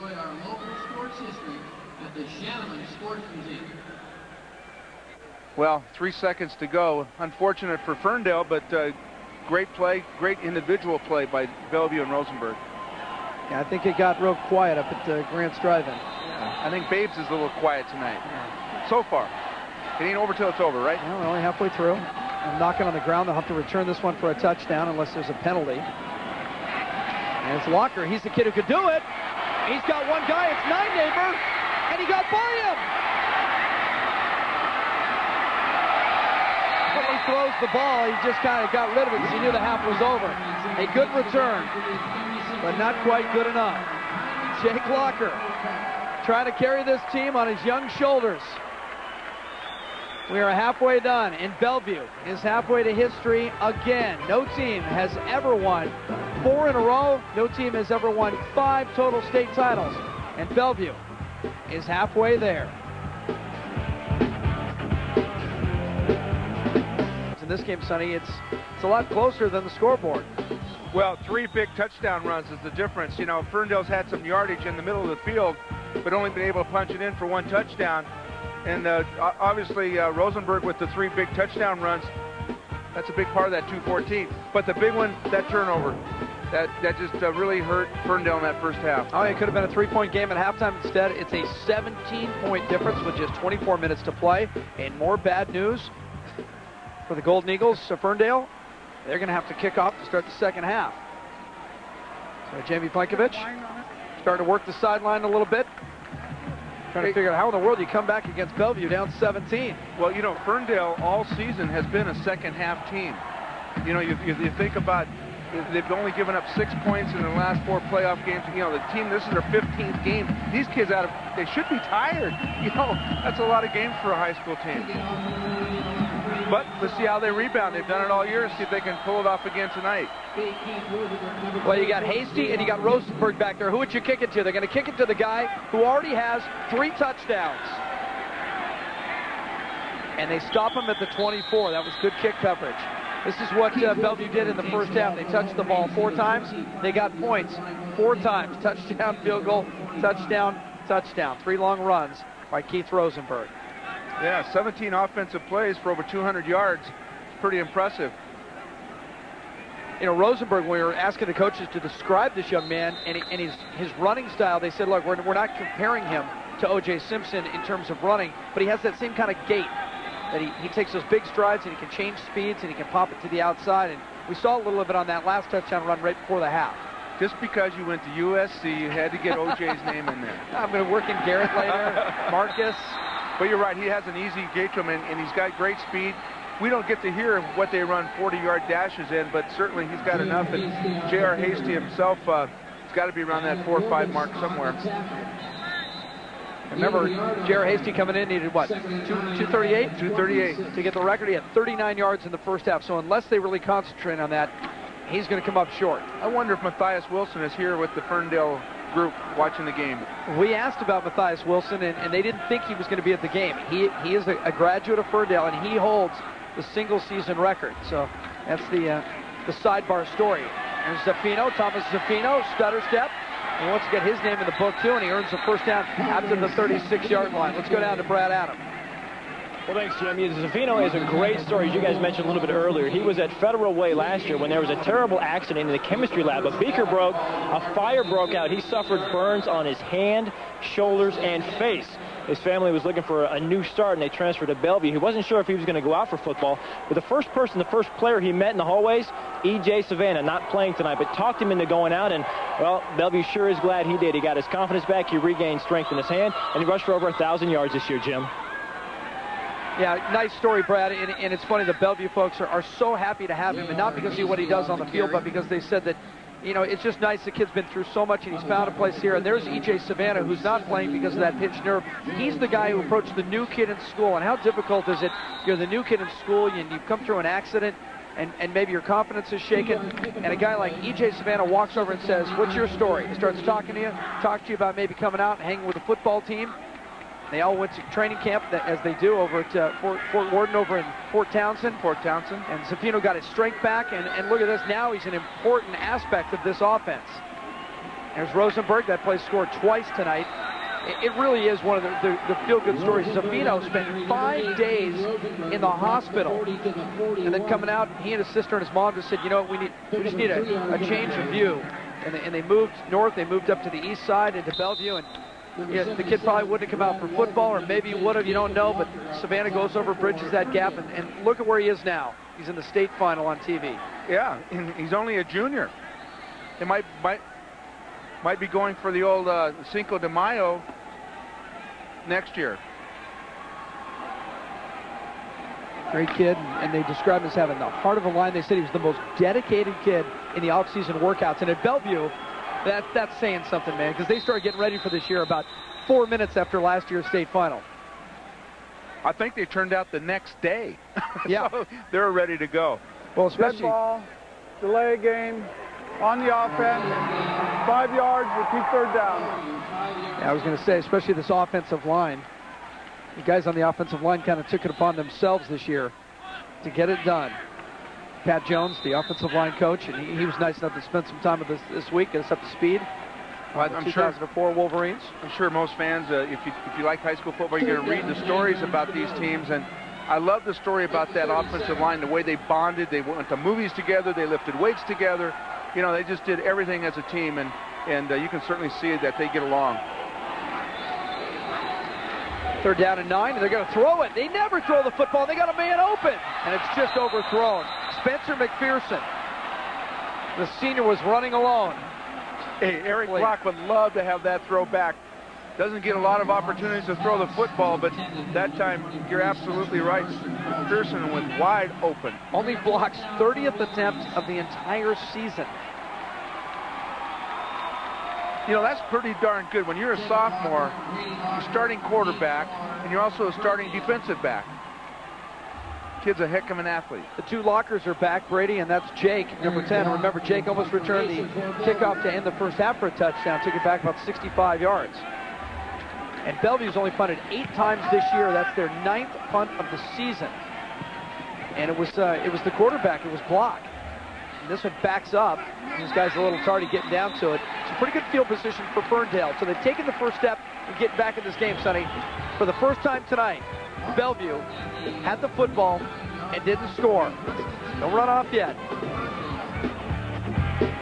Dunham Cellars has a business relationship account with Banner Bank, and they sell bottles of Cabernet Sauvignon to folks like Seattle area restaurant owner Gina Beck, another Banner customer who serves it in her restaurant, where one of the regulars is Eloisa Sanchez, who went to school with Eric Dunham, whose dad Mike owns Dunham Cellars.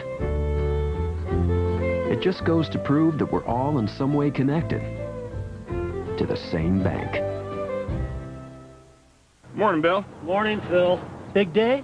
Yeah, my Quest DSL installation kit is being delivered today. Oh. What's up, Bill? Phil's getting high-speed internet today. People love Quest Choice DSL. For a limited time, get our top speed Quest Choice DSL Deluxe with MSM Premium for just $26.99 a month. And when you order at quest.com/speed, you receive a free digital camera. What's going on here? We like to call it our spirit of service in action. Thursday on FSN. Get ready for a brutal 12-round brawl for the heavyweight title as Michael Moore takes on Vasily Girov on a special presentation of the best damn sports show period. It's the heavyweight championship, and it's only on FSN. Moore versus Girov, Thursday on FSN. Welcome back to the Washington 3A State Championship on FSN. Bellevue leading Ferndale 24-7. Ferndale, as we've told you a couple times tonight, is 100 years old, so you figure they put out some pretty big names.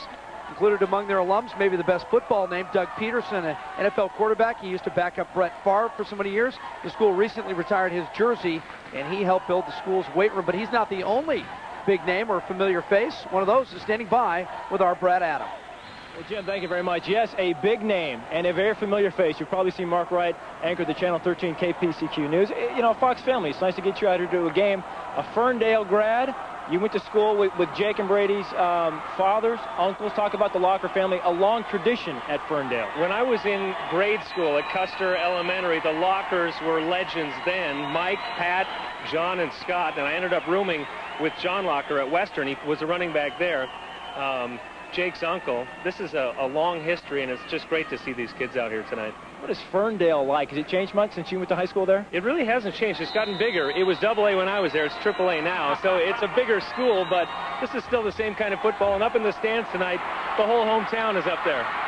As we start the third quarter here, your team down 24-7. You can't like what you've seen so far. What's it going to take to get those guys back in this game? I'm not an expert on football, but Bellevue's got some guys in the backfield that if they get half a chance, they're gone. Somehow control those guys, maybe keep the ball a little more in possession to kind of wear them down a little bit, but man, Bellevue's tough. Mark Wright, spoken like a good anchor, a Ferndale grad. We appreciate it. Thank you very much. Enjoyed the second half. Thank you very much, Chad. All right, Chad, Brad, it's close enough. He's a big-time Ferndale grad. We'll let him have it, Jim. He's excited. Come on, it's the finals. And he's talking about all the Lockers, and there goes Brady Locker again. Brady Locker, 2 pretty good games in a row.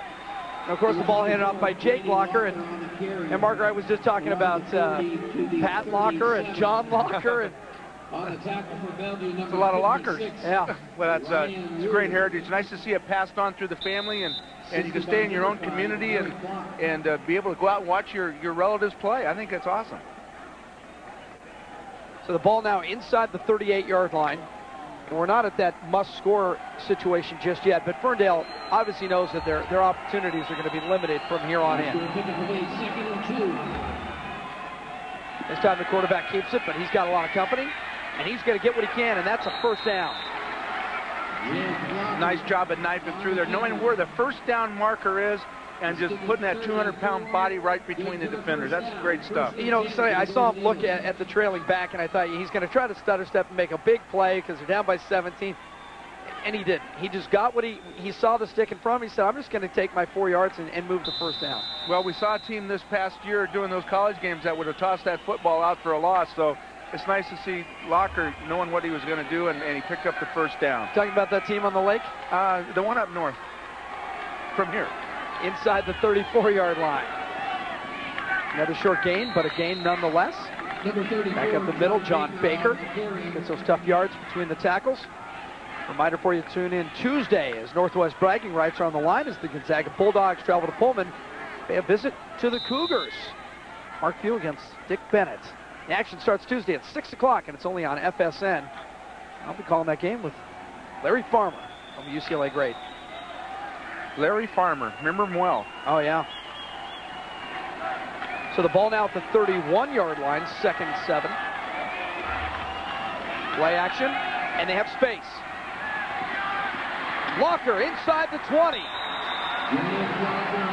Step by step, the Golden Eagles are pulling themselves back into the state final.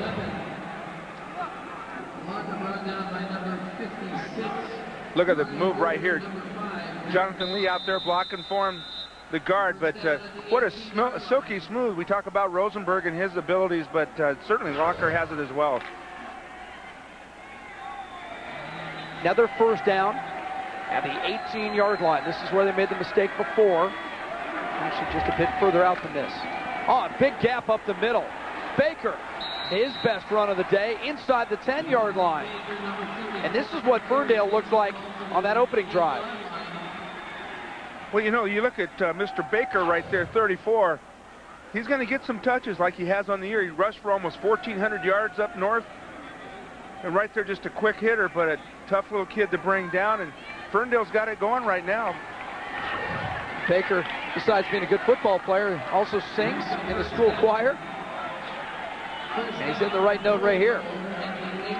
34 yards. Oh, that was good. You know, no, it was weak and it was easy. Yeah, and I apologize. It was too easy. I'm sorry.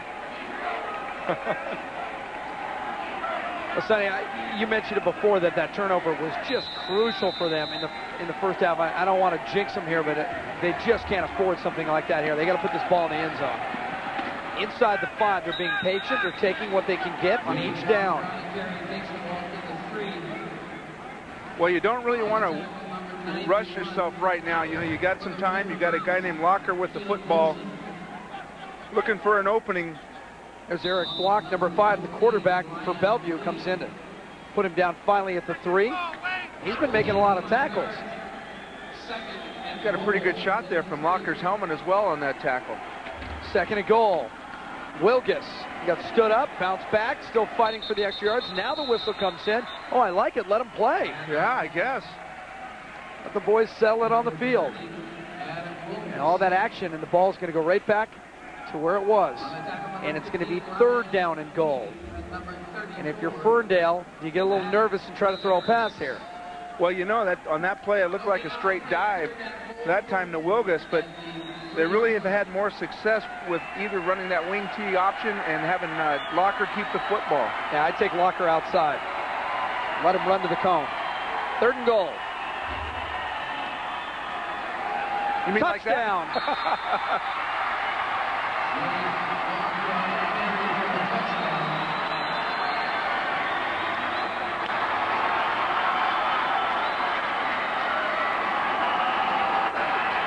Well, it's more relief than celebration, isn't it? Well, it really is. And you looked outside with the blocking that Locker had, and with his ability, that was an easy touchdown for him to get in and score.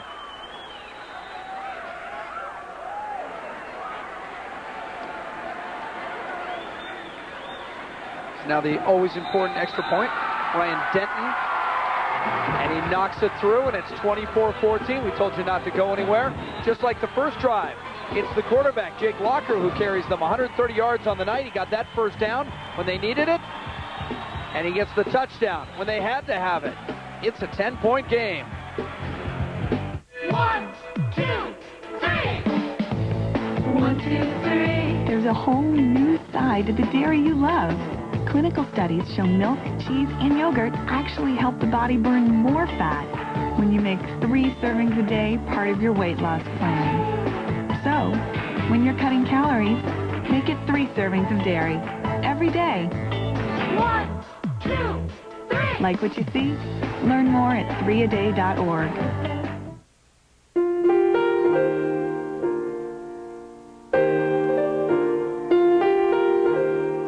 This moment made possible by a broken elevator. The corner coffee shop. 6 dozen emails. Backgammon, thunderstorms, tilt-a-whirls, a Labrador puppy, the father of the bride, and the hometown helpful bank.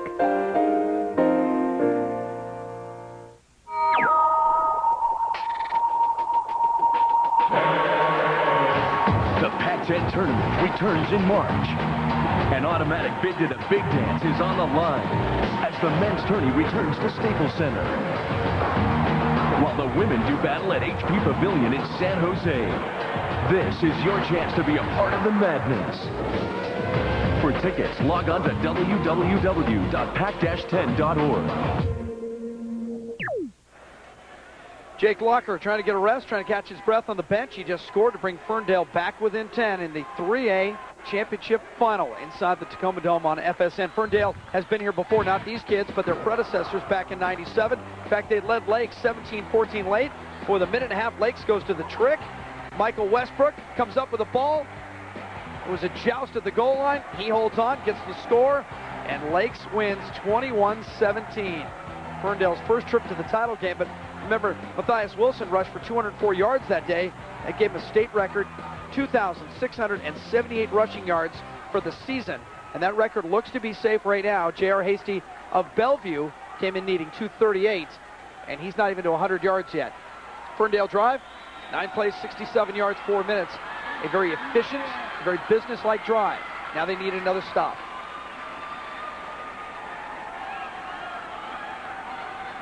Need another stop or a turnover about now and see if they can balance that out for both teams, Jim. Isn't that funny how we almost forget the fact that Bellevue can turn the ball over? They're so precise and so efficient. They just don't make those types of mistakes. They are a team of execution to the T, and they don't make a lot of mistakes. The kids know what's going on. The coaches, all 19 of them, have done a great job. There's Keith Rosenberg working with these guys. That's your MVP so far. And the other guy back there is Hasty. So you kick it away from the guy who has 3 touchdowns to the guy who's one of the best running backs in state history. And he only gets to the 19-yard line. And that may be more than a moral victory for Ferndale. Now they're both wearing blue and gold tonight. They come from opposite parts of the state. They both want the same thing. Tonight on FSN Live, the Sonics are talking Blazers. We'll hear from Danny Fortson as he tries to put Tuesday's ejection in the past. Plus trophy presentation and post-game reaction from the 3A state championship after the game. This week on FSN Across America, is married life slowing down the biggest superstar in golf today? Tiger Woods talks about how his new life will help put him back atop the golf world. FSN Across America, Sunday. Where Northwest fans come first. It's back to the future at Performance Nissan. Every 2005 Nissan is on sale at 2004 prices. That's crazy. Every 2004 Nissan is on sale at 2003 prices. 2005 Nissan Sentra start at $9,970. That's a 2004 price. 2005 Altimas start at $14,987. Welcome to 2004. And 2004 Frontiers start at $10,867. Remember 2003? Get last year's prices now. Only at Performance Nissan in South Everett. We make it easy. It was the punch heard around the world. And down goes Tyson! The blast that took out Tyson and gave Danny Williams his shot at the heavyweight crown. But he better keep punching, because heavyweight champion Vitaly Klitschko never backs off and never goes down. He just keeps coming. Klitschko versus Williams, Saturday, December 11th. Live on Events in Demand pay-per-view. The battle is on Comcast. Can lightning strike twice? J.R. Hasty chomping at the bit just a little bit. He only has 41 yards tonight. But a couple weeks ago, he was outstanding in the matchup against Timberline, and it was also a matchup of the best running backs from 3A. Jonathan Stewart of Timberline, J.R. Hasty of Bellevue. No contest. Hasty led Bellevue to an incredible 49-9 win. In the quarters, Hasty scored 6 touchdowns on just 16 carries. Let me say it again, Sonny. 6 touchdowns on 16 carries. He scored from 54, 75, 96, 34, 27, and 3, and pushed his season total to the record-tying 45 touchdowns. Of course, he's added 4 since then and has the state record for touchdowns in a single season at 49. 49 touchdowns, and then the comparison with Stewart. Stewart, 120 yards. Hasty, 314. And I don't know if I mentioned, 6 touchdowns in one game. And you can tell it was a road game. Nobody was cheering at Tumwater. Tonight he still needs 197 to break the state single-season rushing record.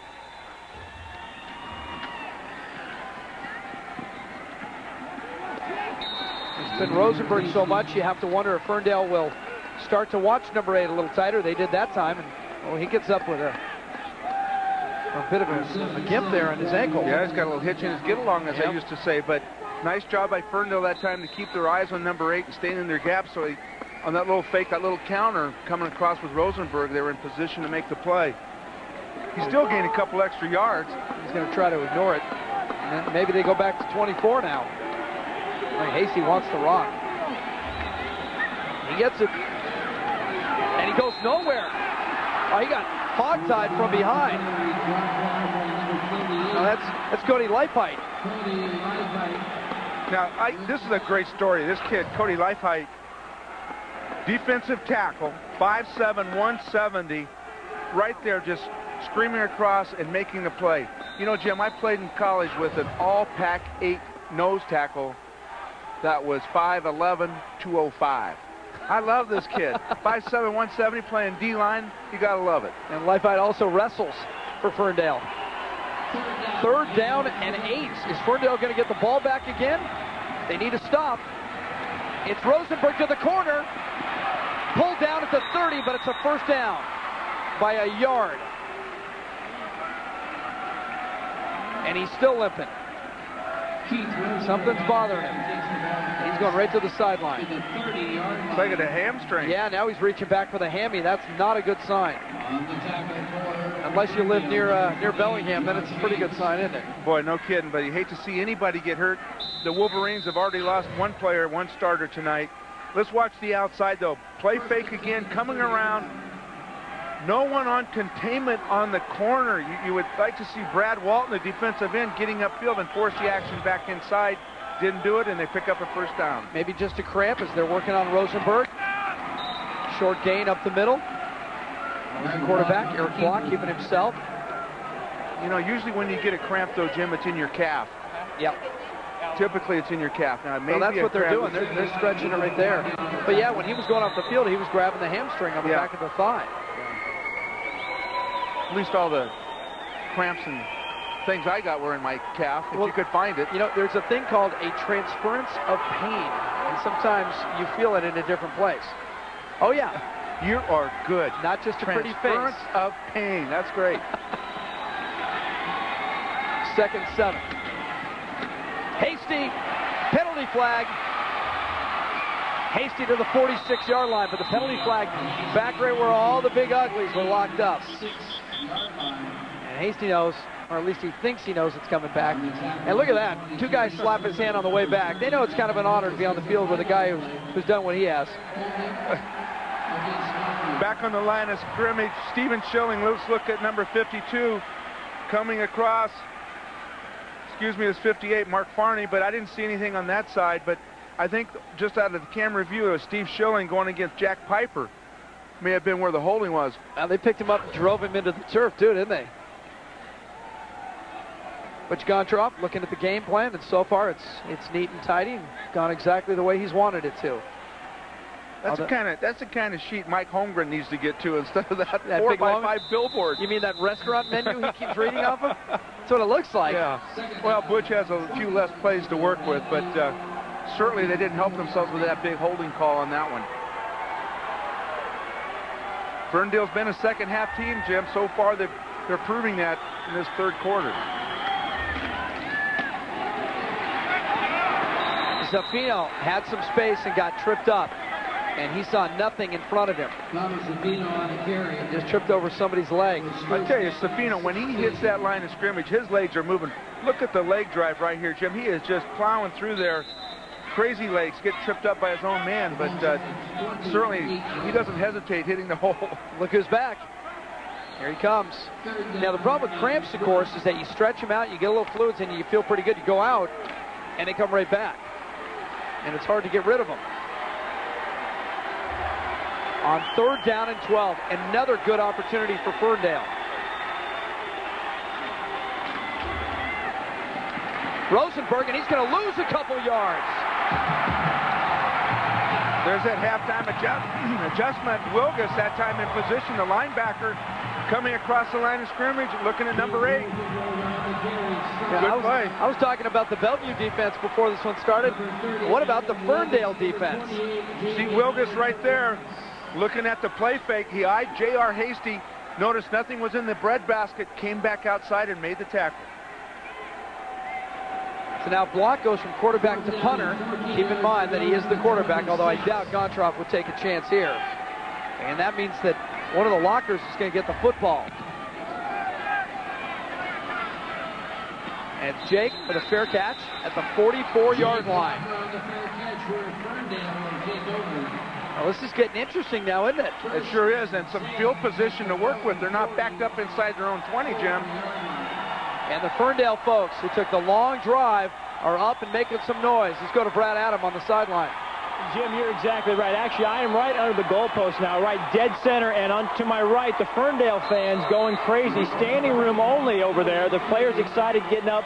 I look to my left. A small section of the Bellevue fans are up, but real quiet. The sideline pretty businessman-like. I think Ferndale's definitely got the momentum right now. If they score here, watch out Bellevue. That's Locker. That's Brady Locker. And he squirts forward near the 50-yard line. Tough to get a clean shot on him, isn't it? I tell you. So Bellevue has been here 4 straight years. In 4 straight years, they've taken home the big trophy. And they can spell it out. We own the Dome. And they'll have to defend it. 12 minutes to play. Championships. Coverage continues tomorrow at 4 with the 4A kickoff. Right here on FSN. James Hasty, the defensive coordinator for the Wolverines of Bellevue, was out with his guys around him, barking at him, trying to fire him up, saying, I need 12 more minutes out of you guys. And ironically enough, last year it was the Wolverines defense that sealed the fate in the state title game. Remember, it was Bellevue against the Fighting Irish of O'Day. 2 most storied 3A teams the past 10 years. Bellevue going for an unprecedented three-peat, and it was junior running back J.R. Hasty. That long run would set up an early touchdown. The game was close. O'Day down by 7 late in the 4th quarter, and then they made a mistake. An errant pass picked off by John Coombs, and an easy stroll into the end zone. Bellevue 21, O'Day 7. Bellevue becomes the first big school in state history to three-peat. Overall, 3 small schools have also won 3 straight, but Butch Gontroff didn't care about those, only about his. Now they're 12 minutes from raising their hats one more time and turning that 3 to a 4. But Ferndale is back in it. Ferndale has the football at midfield. They are down by 10. It's a lot closer. There's a lot more drama than people expected.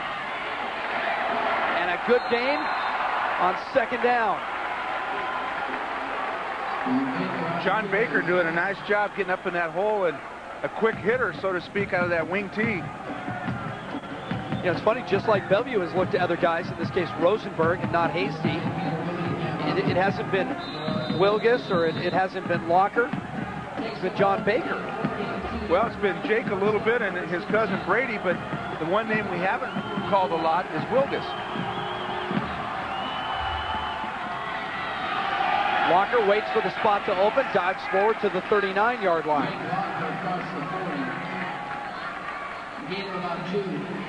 Again, I have to talk about his poise and his patience. He just waits, and he says, all right, the big play's not there. I'll take a small play, move the chains forward, give myself some different options on second down. I agree. He just looks for his moment and dives forward. That time picks up, you know, almost a little over 2 yards.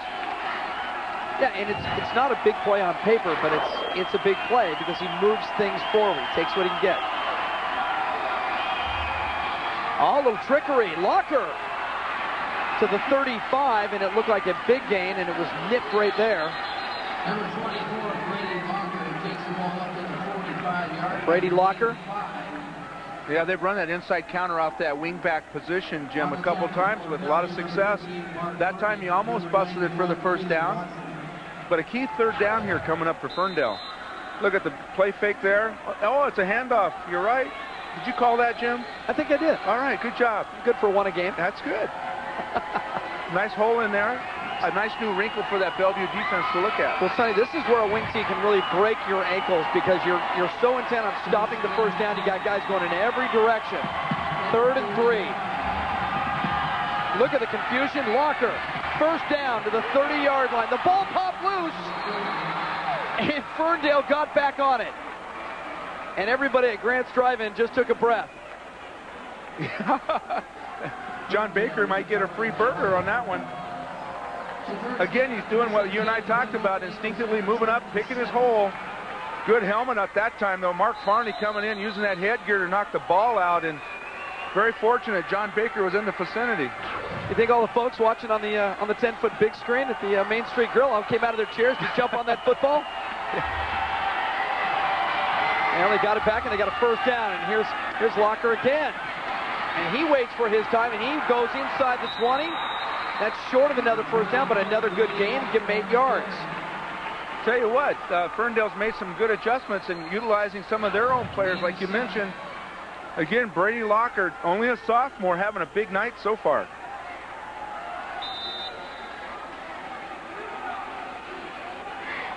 Fighting for extra yardage. Marked it at the 19-yard line. 2nd down and 2. Don't forget about Rocky Sandusky. They go back to Baker. And Baker moves it to the 11-yard line. I tell you, Ferndale's doing a nice job changing up the plays, running inside, do the inside handoff, looks like a little reverse. Come back with Locker on a sweep, that time straight ahead with Baker, and they're just mixing it up and keeping those Bellevue defenders on their heels. We've been talking about all these running backs. This offensive line has been outstanding tonight. And it's really come out in the second half. Locker's going to keep it. Touchdown!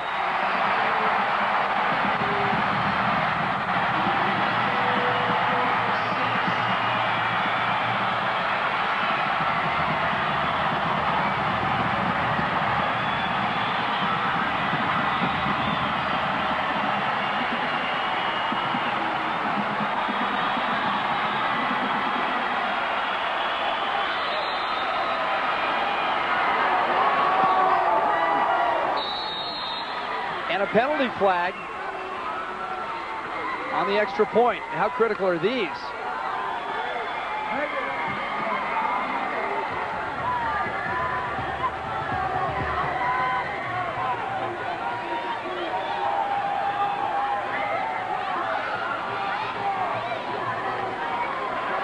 Failure to wear required equipment on the defense. Captain, Well, that's the second time today. That can't make Butch Goncharov very happy. Second time today, one of his players, and we're assuming it's a mouth guard because everybody's got their helmet on. And they're just going to decline it. It's not going to make any difference. They just want to give Ryan Denton a chance to knock between the wickets here and make it a 3-point game. Ferndale dominating on the ground in the second half. That is amazing. And he knocks it into the net. It is 24-21. Jake Locker, the junior quarterback from Ferndale. Where is it? Well, it's in the end zone right now, isn't it? Okay. Welcome back to the Tacoma Dome, where Ferndale has just scored its second touchdown of the second half to cut Bellevue's lead to 3. You want more proof? This team, the Golden Eagles, are a second half team. They have outscored their opponents in the playoffs 64-6 in the second half coming into tonight's game.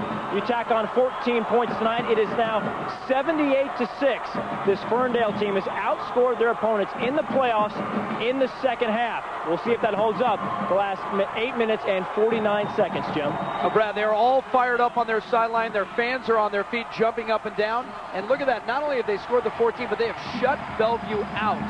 That's amazing. The number 9 team in the nation trying to do what no team in Washington State history has ever done, and that's win 4 straight. But remember, Bellevue is known in big games for big plays.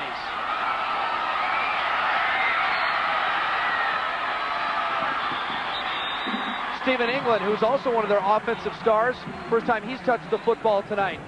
And he ran to the sideline, and he ran out of room. It is 24-21, 8:38 to play for the state titles. It's all true. It just hasn't happened yet. Back inside the Tacoma Dome, we are going to the wire. Bellevue trying to hang on against Ferndale, 24-21. Jim Watson, Sonny Sixkiller, and Brad Adam. And, of course, we're all back with you tomorrow. It's the 4A football finals. It's Evergreen against Skyline, and we come on the air at 3:30 with the pregame show, and we'll put it on the tee at 4 o'clock.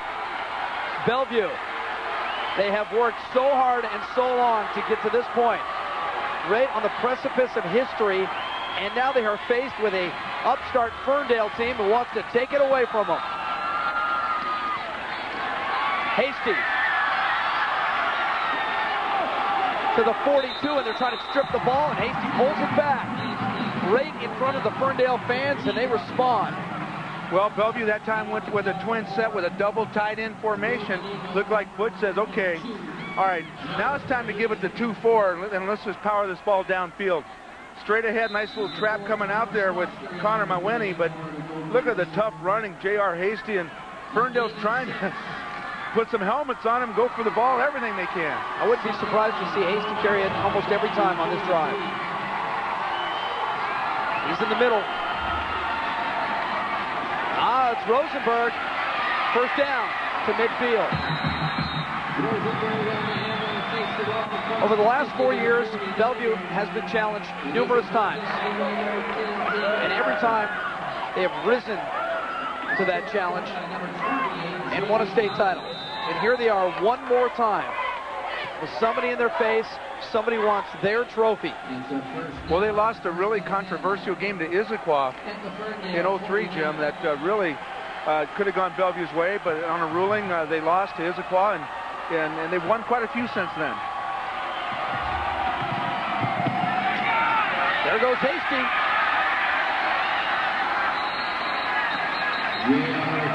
9 yards.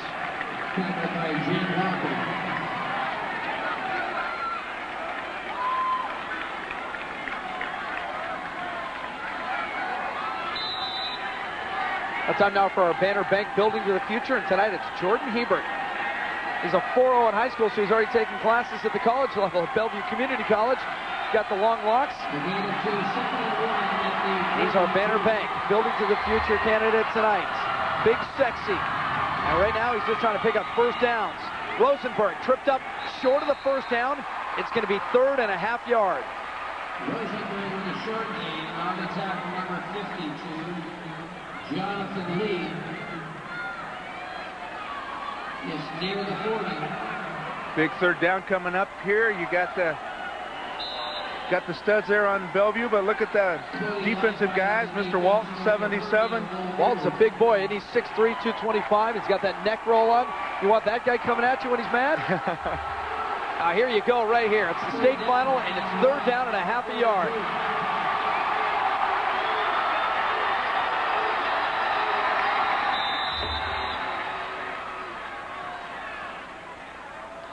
Referees blew it dead. Timeout.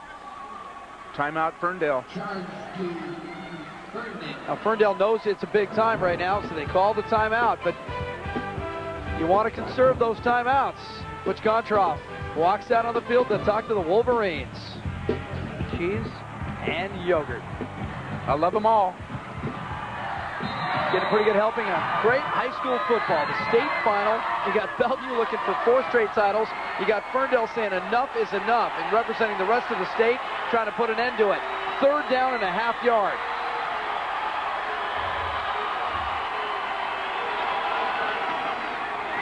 Hasty, and it's a 1st down.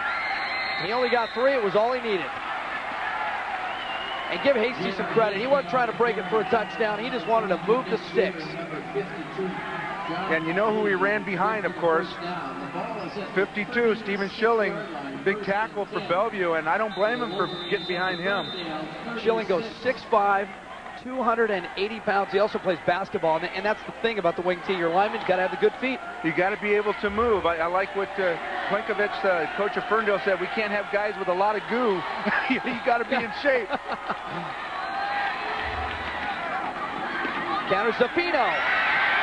And he does run hard, son. He doesn't get the ball a whole lot. And when he does, he makes the most of it. He is just chewing up yards. Boy, he looks like some of the old backs you used to see at Penn State.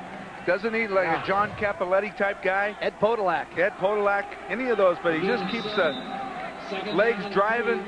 Nice quick move right here to pick up some extra yardage before Locker can break him down, but doesn't have as many carries as the rest of those running backs. Well, I tell you, when he gets it, he's going, as they say, north and south. Clock continues to run inside 5 minutes.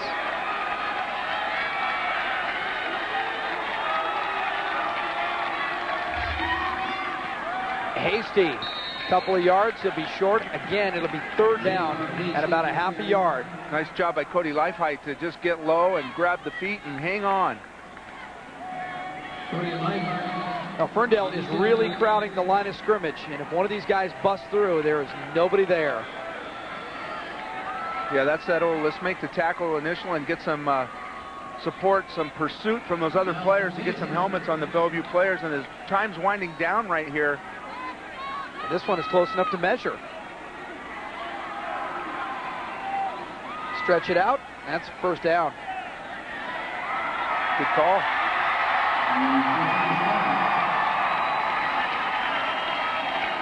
Well, Jamie Plenkovich and Ferndale, it's time to push their chips to the middle of the table. They got to put 8 or 9 in the box. They got to try to rake that football away. They cannot allow Bellevue to get in the end zone or this game's over. If they hold them to a field goal, they're right where they want to be.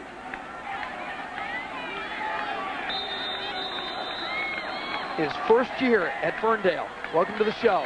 It was funny. He was joking with us. He said, I think my job's okay, at least for 1 year. Ferndale with many more 1st downs than Bellevue. Hasty caught in the backfield and stopped for a yard. Jack Piper, nice job getting low. You know, that's the best way to tackle J.R. Hasty or any of these running backs. Don't go high on them. Don't try and look for a big, high, clean hit. Go low and grab those socks. Man, that's the only way to bring them down. You know, they were giving us all this bravado. You know, we were talking to the Ferndale guys, building up this one. Oh, we're not intimidated. We're not frightened of Bellevue. And I nodded. I see everybody says that about Bellevue. Well, I believe it now, because they haven't been tonight. No, you know, the big turnover has been the key to the ball game so far for Ferndale.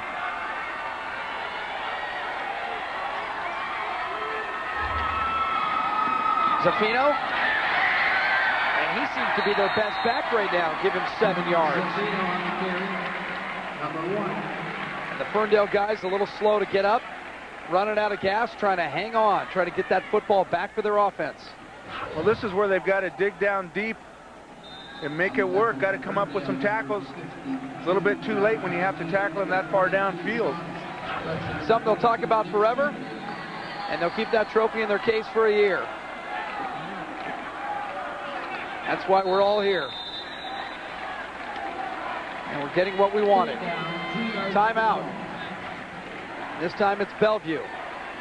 Gottschalk's going to slow everything down. The last thing he wants is exactly what Ferndale needs, and that's a turnover. That's right, or hold them here at no gain or a loss of a yard or two and force a field goal attempt.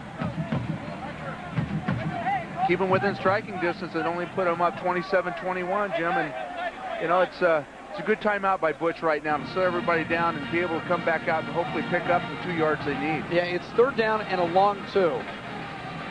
And if you're Gottschalk, it's almost like you have too many aces in your hand. So you give it to Hasty, which they're probably expecting. You give it to Rosenberg, who was great in the first half, but then had some cramps and then had some breathing problems. Or do you go back to Zappino, who's been your best back on this drive in the fourth quarter? Well, yeah, I know, it's a tough decision. But even Butch Gontcharov in this wing T offense, trust me, with the way he goes about his business, they've worked on several short yardage situations. And they'll go to the #1 play right now. Well, Bellevue trying to put their name back on the trophy. They did it before. They did it in 2000, they did it in 2002, and up top, they did it in 2003. And they think of that as their trophy now. That thing has been living on the east side of the lake. Nobody has ever won 4 in a row. And this would be their 5th overall. Remember, they won it back in '83, and nobody's done that either. Well, here you go right here. Here's your game. Third down, 2 and a little.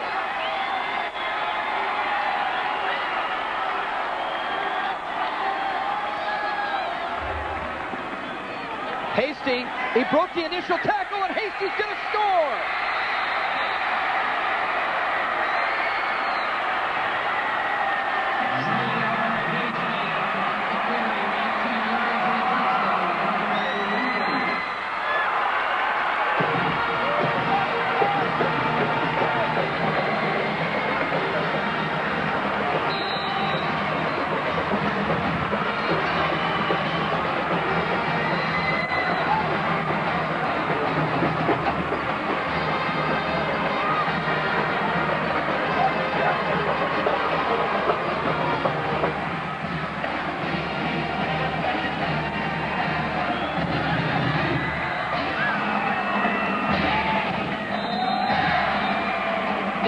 Makes it a 10-point advantage again for Bellevue.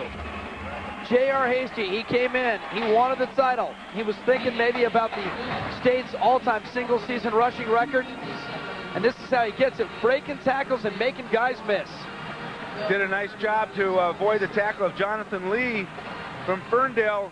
Unfortunately for Lee, he tried to make a tackle with no support from his legs. Had to jump out towards him, make a dive, and you can't tackle a guy like J.R. Hasty with your feet not on the ground.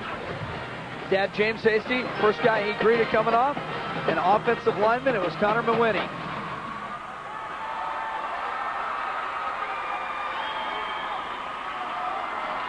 Pretty impressive drive by Bellevue. When they needed to, they went crunch time, and Butch Gontcharov elected to go with J.R. Hasty for most of that drive.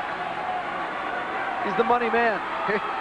You know, if you're going to lay it down, go with what your best guy, and there is the young man right there. Well, if he didn't go with Hasty and they didn't convert, everybody would have said, what Why in the didn't world you give were it to you thinking? Hasty? Give it to Hasty. And he did. He said, look, here's my horse, and you try to pull the reins in on it. Well, it's not quite over yet. Well, and still with all that going on, Ferndale was in a position to tackle him for no gain. And it would have been 4th and about 3 or 4, and then you have to wonder what Gontcharov would have done. Would he have kicked the field goal? Well, it won't matter now. It'll be something we talk about for years to come. And now, Ferndale's got to have a big return. Not with this kid kicking him. He's going to knock it in the end zone. He's done it all night. Neighbor, the line drive. And it goes in the end zone anyway, as Brady Lochner stepped back to take it on a bounce. 2:57 to play. Jake Lochner has had a tremendous finals game. His first appearance here in a state final in Tacoma. He has been so poised, so patient, and he has impressed us for sure. Well, there's no doubt. He's impressed a lot of people being a junior. I'm sure there's some other eyeballs watching this kid besides all the fans.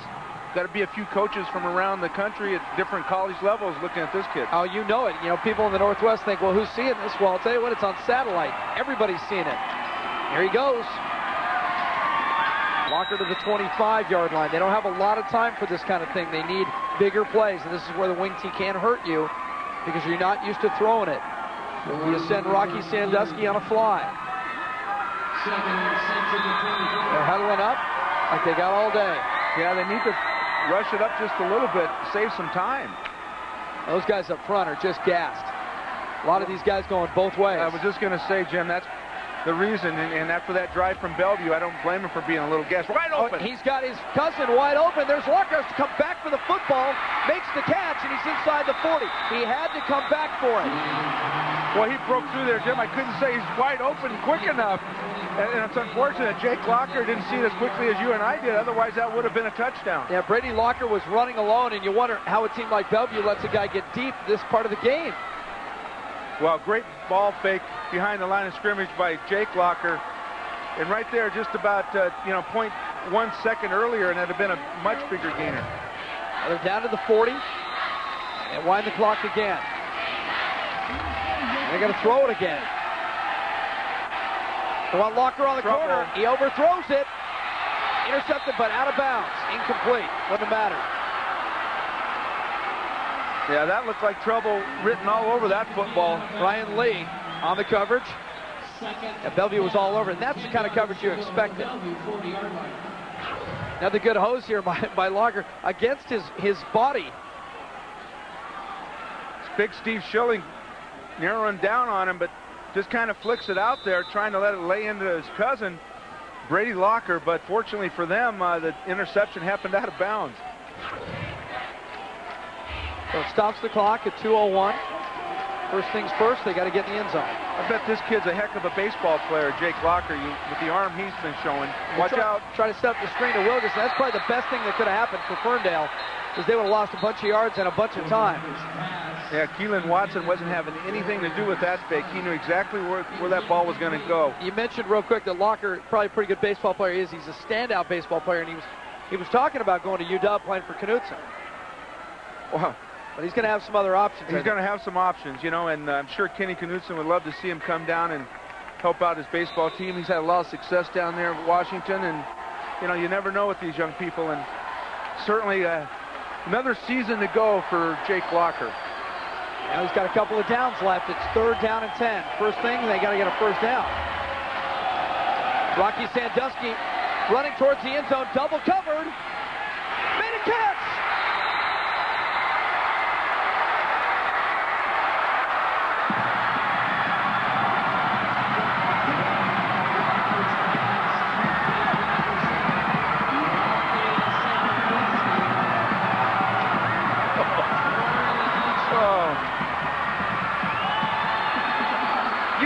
These kids from Ferndale. I mean, you and I both gasped when we saw the pass go under. He's double covered. But I tell you what, Rocky Sandusky, great athletic ability, and Jake Locker right there, very happy that number 7's on his team. Denton the extra point. He's been perfect all night long. He boots that one into the second deck. 31-28. Sandusky says, hey, I want the football again. I tell you what, isn't that a great football name? Rocky Sandusky. I just love it. But right here, both you and I knew that Locker was going to throw it deep to Sandusky. And you look down there, the Bellevue defenders are in great position to make a play. Now they're playing the ball, though, Sonny. Oh, what a great job by Sandusky, just to go straight up. He out-jumped him. Look at this. You're taught to go as high as you can, reach your height, and go up for the football, and Sandusky did it perfectly. Well-coached player on that play. Sandusky with the blonde locks, taking the hat off. They didn't look tired on that play. Quarterback and receiver, side by side. They just connected for 7, and they're still in it. So it's onside kick time, Sonny, and Bellevue knows that they got 9 guys up there. Nobody back deep. And Hasty's the deepest guy, and he's standing at the 35-yard line.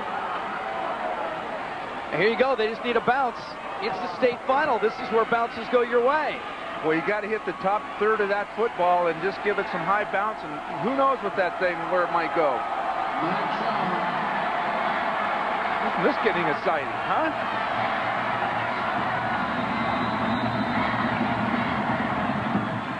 Got to go 10. It did. Loose football. Ferndale's got it, I think. Ferndale has the football. I tell you what, Jesse Young, 35, has been a stud all night.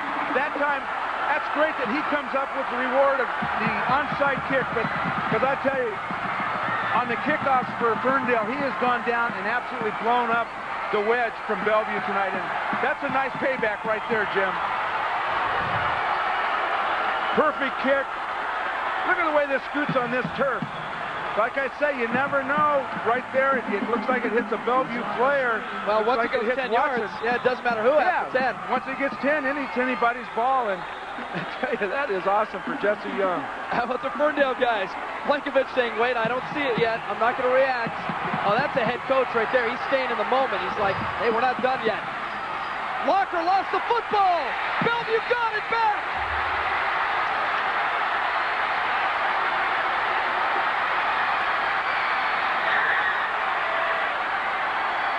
Oh, what a big break for Bellevue, and unfortunate one for Ferndale.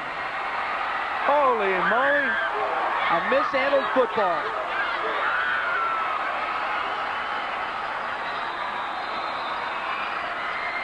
Brady Locker never seemed to get the handle. The ball ended up behind him. He was trying to reach back for it.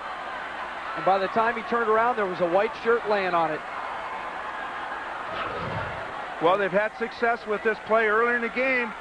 You It was see right sloppy there. all the way through. Nobody had it. 45 yards away from doing something. Nobody gave them a chance. And they handed it back. And Bellevue is number one. All they have to do is hold on for 1:35. And isn't it funny how many times Bellevue comes up with those big turnovers at critical times, and they don't make any. Well, they don't. You know, the only thing I can say that they made, they didn't get the onside kick. And you can't really hold that one against them. It was just a great job by Ferndale. What a, you know, Butch Gontroff doesn't change his expressions, whether he's way up or way down or a tight ball game. Although I bet there's a little relief going on right there. What a great opportunity for Ferndale, but unfortunately, got to hang on to the football.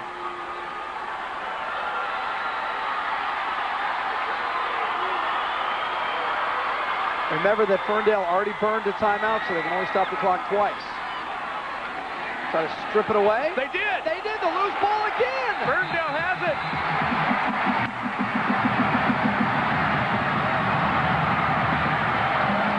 Guess who did it? That is unbelievable. Jonathan Lee comes up with a football, Jim. The young man that couldn't make the tackle on J.R. Hasty in that last Bellevue touchdown. This is great payback. I have never seen that before. 3 straight plays. Hasty trying to fight for extra yards. You don't need them. The ball is stripped away. Joe Gurley in there. The defensive end coming in and getting the arm. And it happened about 20 yards directly in front of Butch Goncharoff. Boy, I tell you, is that emotion or what on the sidelines?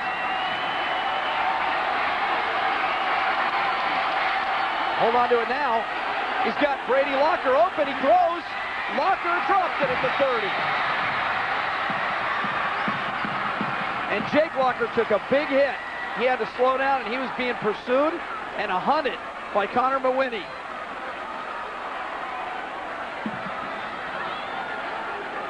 Locker has accounted for 238 total yards. A hand in every touchdown, feet in 3 of them. And they are 44 yards away. They got 2 fumbles in the last 2 minutes of this game for this chance. Well, they got to make the most of it, Jim. I mean, they've had opportunity here.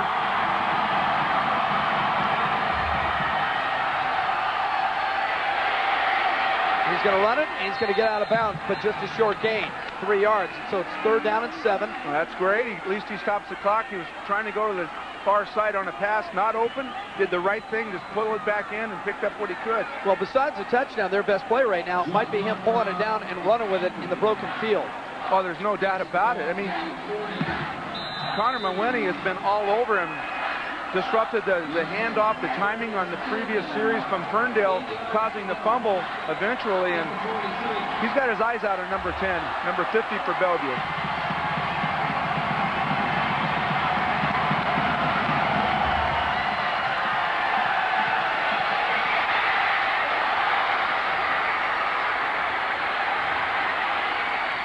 And he's just going to throw it away. A smart play, but it brings up 4th down, and nobody was open. But you have to question it just a little bit, Sonny. With everybody for Bellevue backing up, you could run the ball for a 1st down right now. Well, I thought he would kind of break it back to the other side, but look at the young man. He is tired. Yeah, they're going to call a timeout, and that's a great timeout. All of these guys are almost out of gas. Remember, they said last week after the semifinals that the heat was killing them, and Jake Locker goes to a knee. It's not a knockout, it's a standing 8 count. I tell you, it is unbelievable, going both ways, and you're the man. He's been running the football and doing everything for Ferndale, and needless to say, what a big 4th down coming up. I mean, you think back on it, do you gamble and take a timeout after the 2nd or 3rd down to get your eggs lined up properly? Tell you, the way Bellevue's dropping back, you're not going to get a deep pass thrown on him again, I don't think. Well, let's give a lot of credit to the Bellevue secondary. What a fabulous job, because Locker was running around for about 8 or 9 seconds, and there was nobody open. And he wasn't looking for a guy wide open. He was just looking for anybody to throw it to. Just an opportunity, a glimpse, and there was nothing.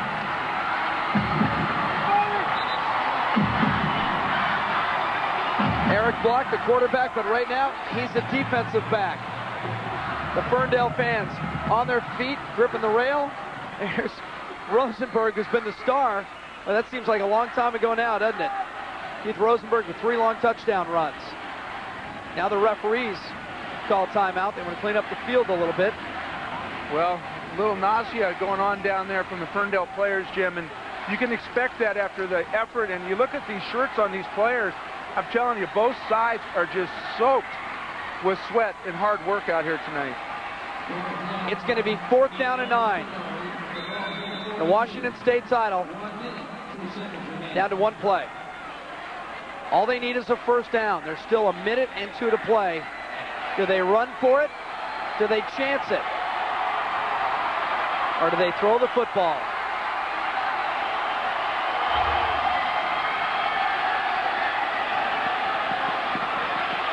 Locker throws deep. It's Rocky.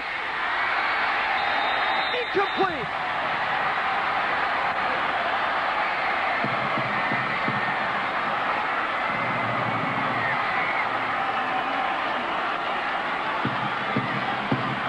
They went for it all. Nobody open underneath, so Rocky Sandusky broke his pattern and went to the house. And he got his fingertips on it. Not a lot of receivers coming back towards the quarterback, so he's nothing to do. Only thing he could do was throw it deep to his number 7, and he tried, just came up a little bit short there, Jim, but you know, none of the other receivers from Ferndale came back to help the quarterback, and Jake Locker had to throw it deep. Rocky Sandusky's going to think about that play for a long, long time. He had his fingertips on it in the end zone. It was that close for Bellevue. Well, Brady Locker as well had a chance for a nice pass reception, dropped the football on 1st down. That would have given him a pretty decent advantage. Now, it hurts a lot right now. And he's got a lot of football in his future, and that is a great young man right there. What a tremendous football player. I tell you, a lot of people don't realize how emotional and draining and how much energy you put out for the contest, and to come up short, it's just too emotional. And that's going to do it. The countdown is on for Ferndale. They think about next year, and for Butch Goncharov, he has made history again. And this one, perhaps, is for his dad.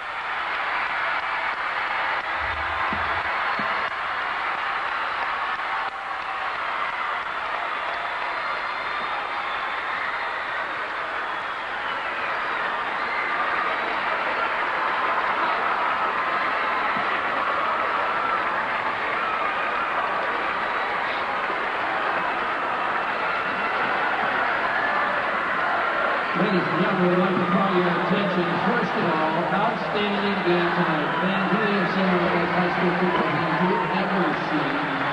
Well, Sonny, we got everything we wanted and more, and give a ton of credit first to Ferndale for fighting back. They had every reason to quit, and they didn't do it. Boy, there's no doubt about it. You know, it's every resident of Ferndale should be very proud of these young men who came out here and battled Bellevue, number 9 ranked team in the country, 4 state titles on the line, and just did a fantastic job tonight. All right, now let's talk about the team from the east side of the lake. Oh, boy. You have to take your hat off to Butch Goncharoff, his staff, that program, that entire community. They get behind this team. These kids grow up playing this football, this style, and it pays off. It certainly works. They win their 4th straight state title at 3A, their 5th overall. Those are both records. Nobody's ever done it. Bellevue, one of the best programs in Washington State history. No argument. I tell you what, Jim, you look at this thing in the ball game in the season, the dedication that Bellevue has had for the whole year, from last year's championship, being in the weight room, staying together as a team. I don't think I've ever seen a more together, motivated team than this Bellevue High School Wolverine team. Look at the emotion there on the sideline. The big sexy in the middle of that thing. Jordan Hebert. Those offensive linemen, they rededicated themselves in the offseason, pushing that sled at the end of practice, pushing it up and down the field and just pausing for water. They said they wanted to come back to Tacoma. They wanted to win 4. Those seniors for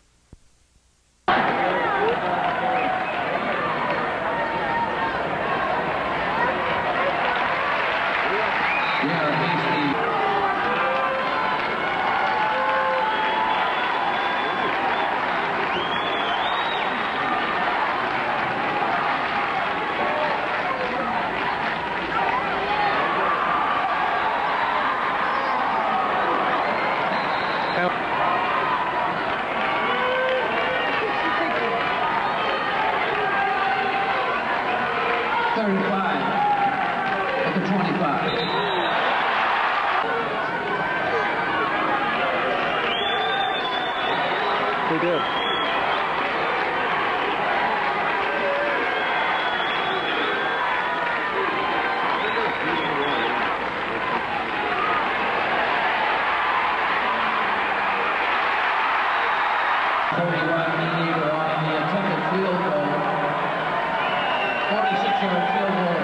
You can make this. Yeah.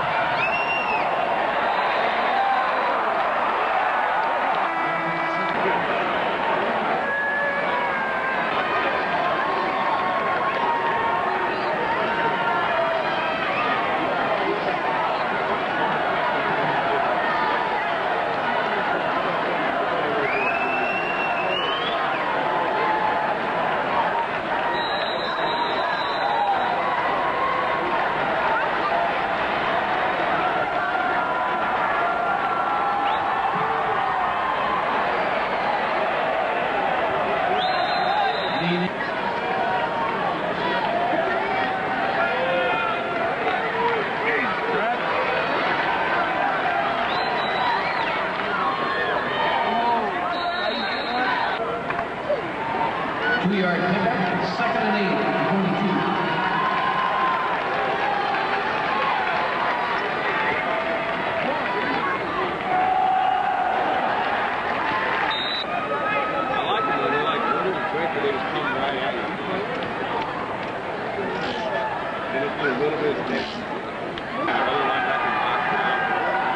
Third down, 3 yards from below the 27-yard line for the Golden Eagles.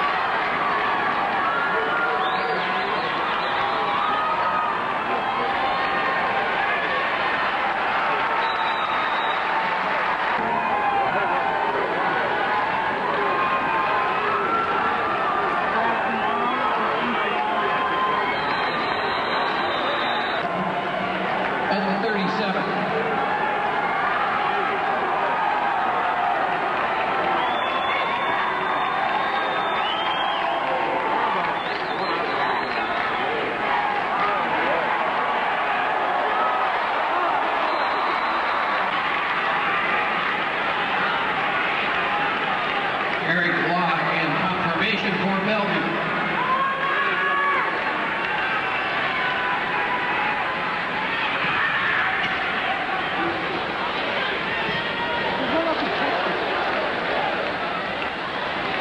Good friend of Darren's, went to school with him.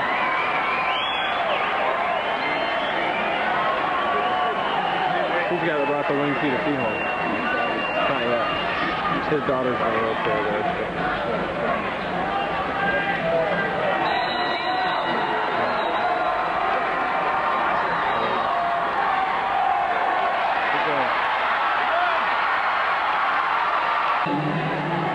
For Ferndale at the Bellevue 45-yard line.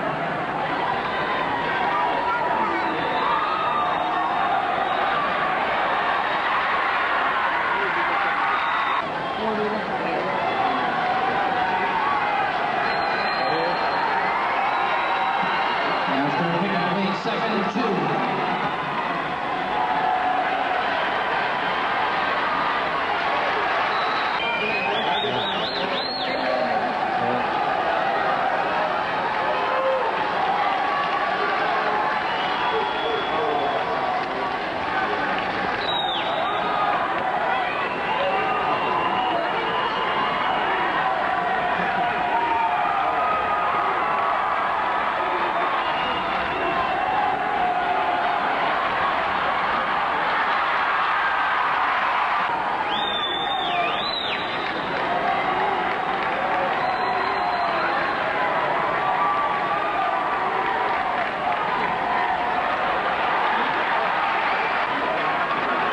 Good for the first down.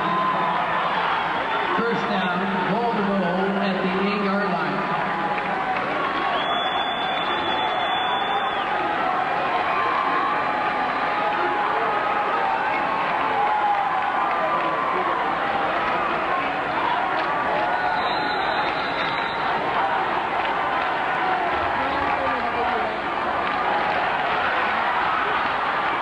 Yards, 2nd and goal at the 3.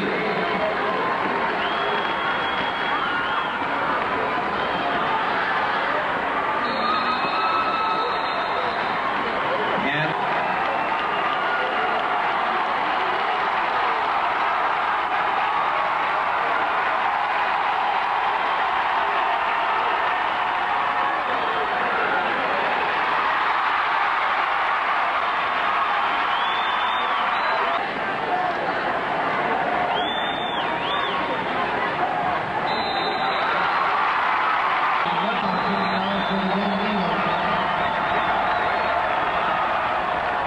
Kick it to him again.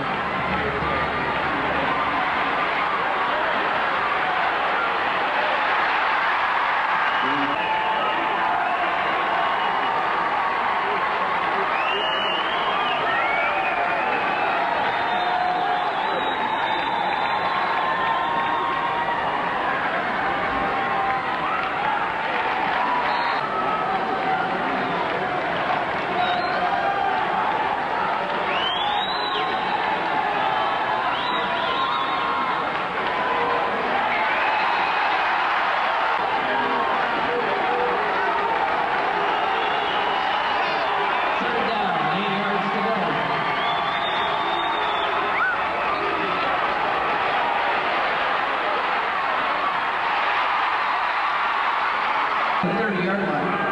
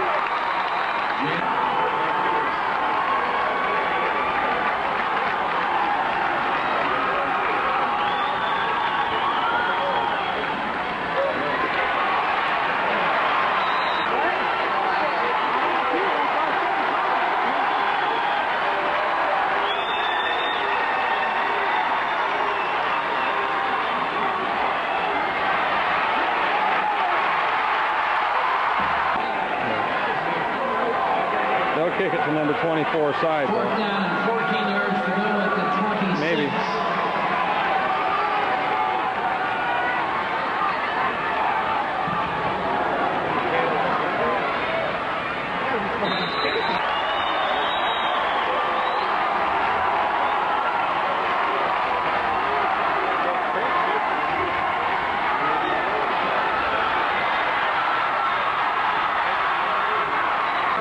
And that's the end of the third quarter.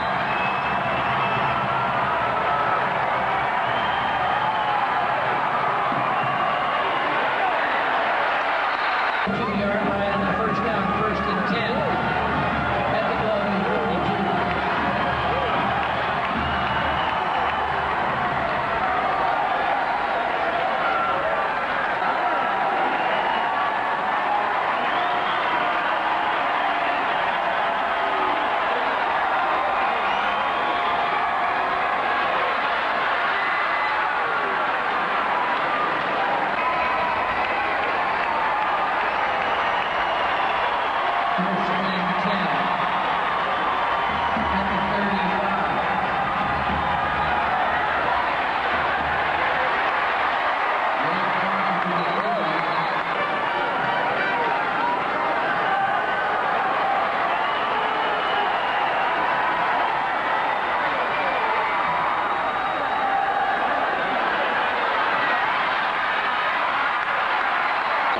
Second and 2 at the 19-yard line of the Bellevue.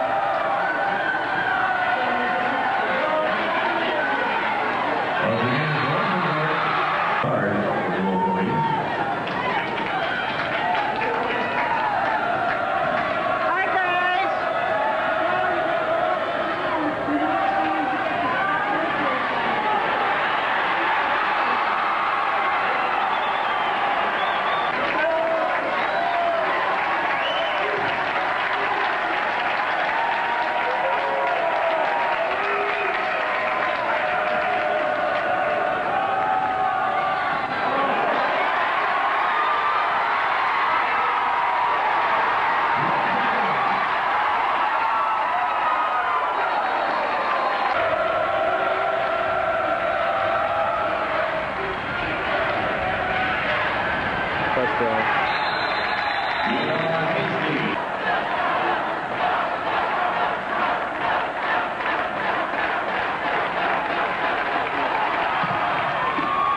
it, Duke, ain't he? Yep.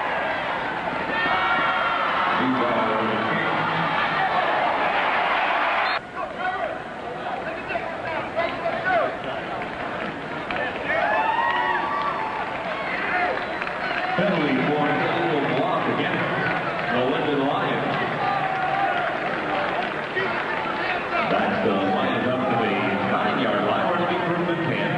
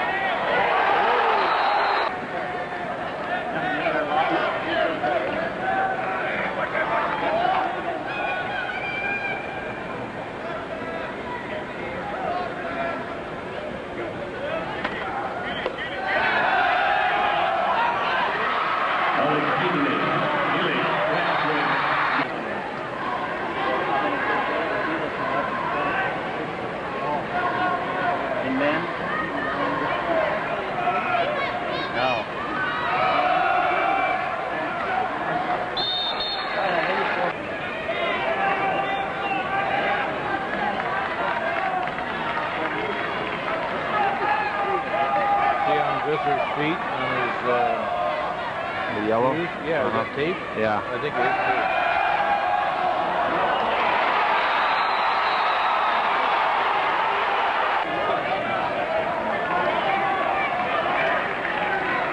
They're down to 7 now. Reverse to number 1. Reverse to number 1. No, maybe not.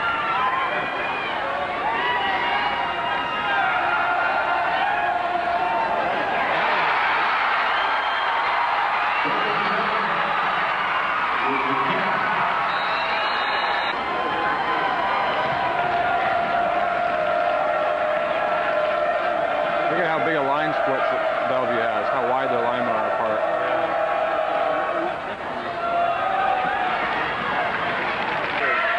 Second and 2. Ball for 20 seconds.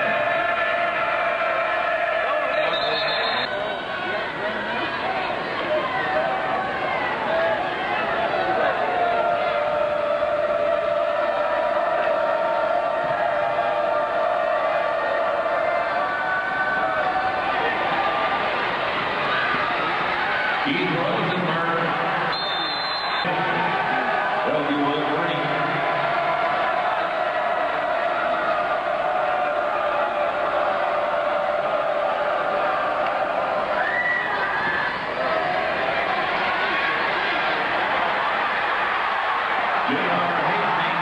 Still on his feet.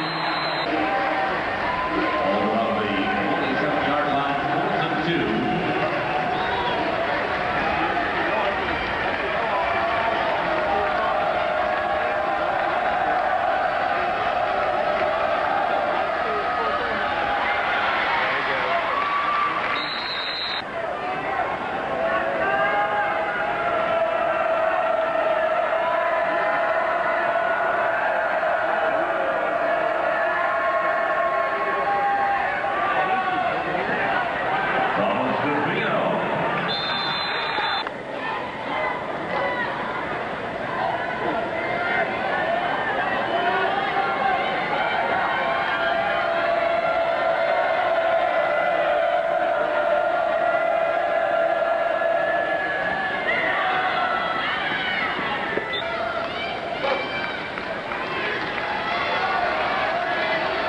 First and 10 for the Wolverines. 52 compared to 55. How would you like to line up a good set? That's just exactly where he went. Watch the Jerry Springer.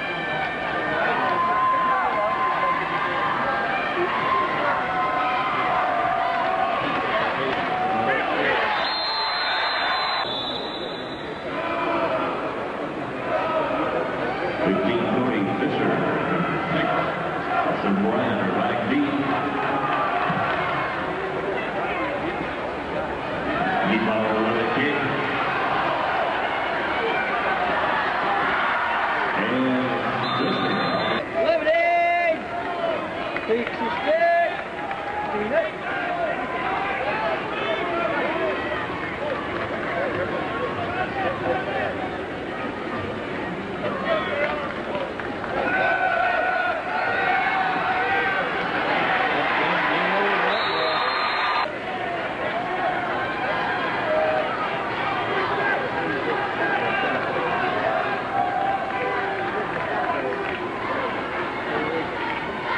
Comes corner blitz.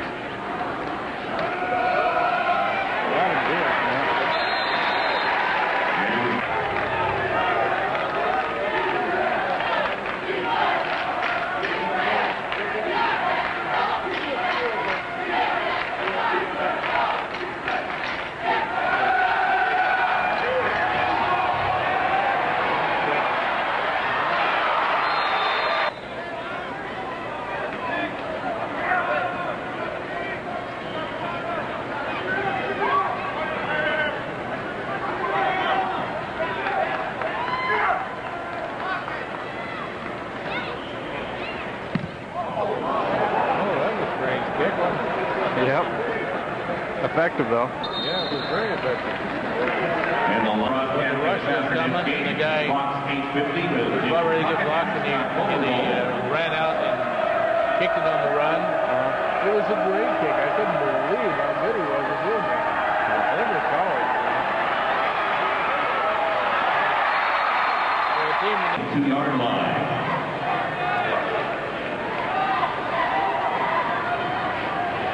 That's illegal. Coming in like that. No flag.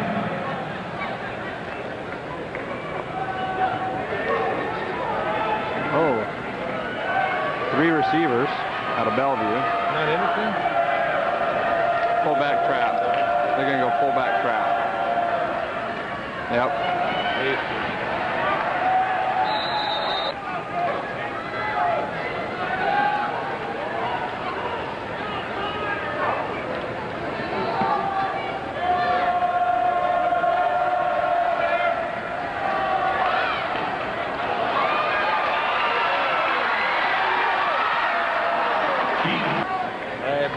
First guy through and the girl wasn't in. Yeah.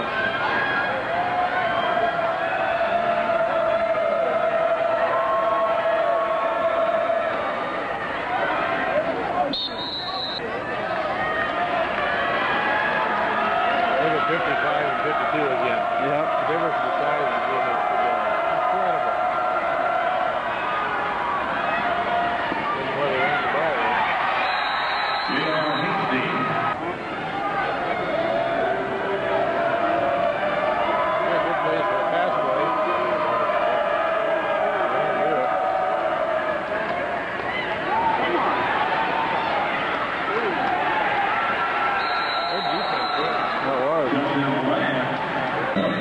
They blocked the kick and ran back with it. 33 yards to the goal again.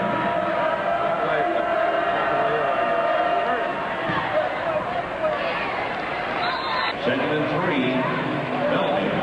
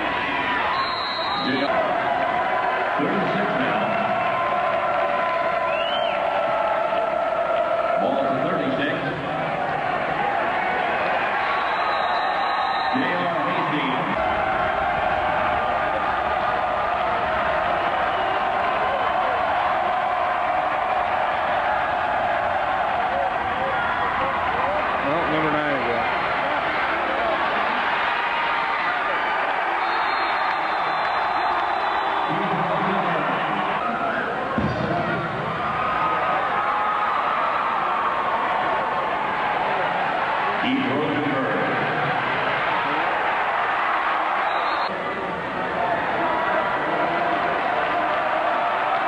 Fullback trap again.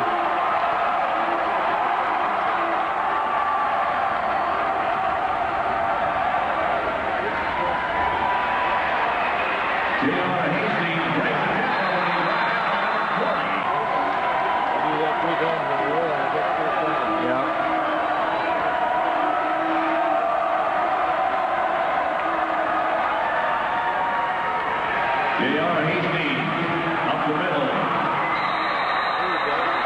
Looks like a low football.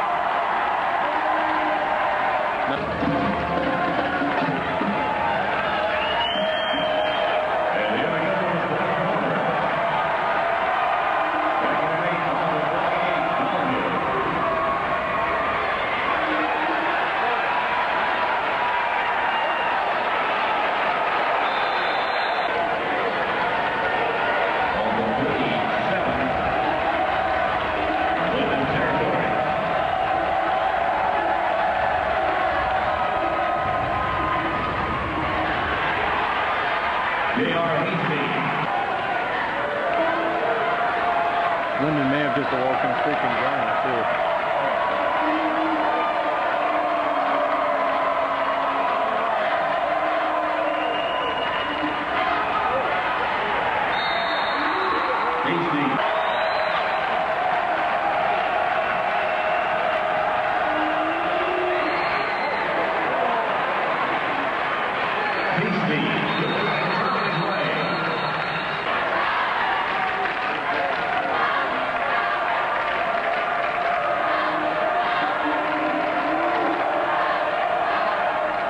Hastings in a different position. They're going to give it to him again.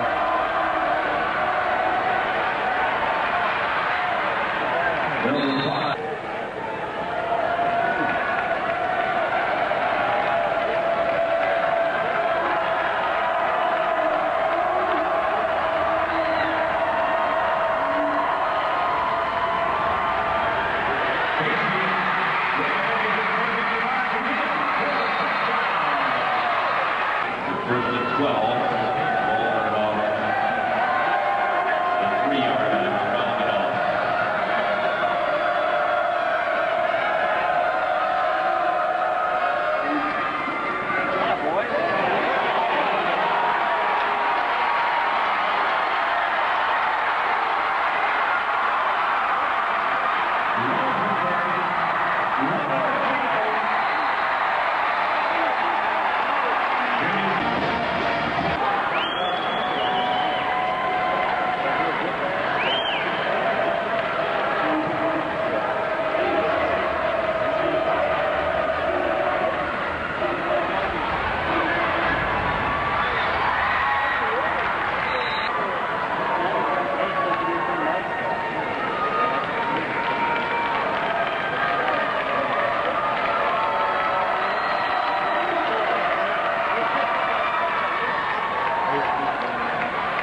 J.R. Hastings.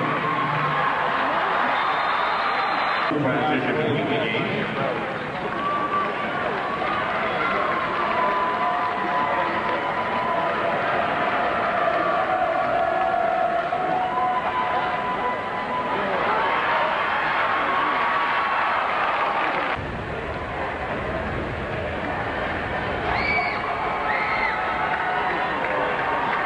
They're going right behind 44. I'll bet you anything. 52's over there too. I'll guarantee you that's where they're going. Right there. 24. New punt returner. Deep threat. They try and kick away from him. They're afraid he's going to take it to the house every time.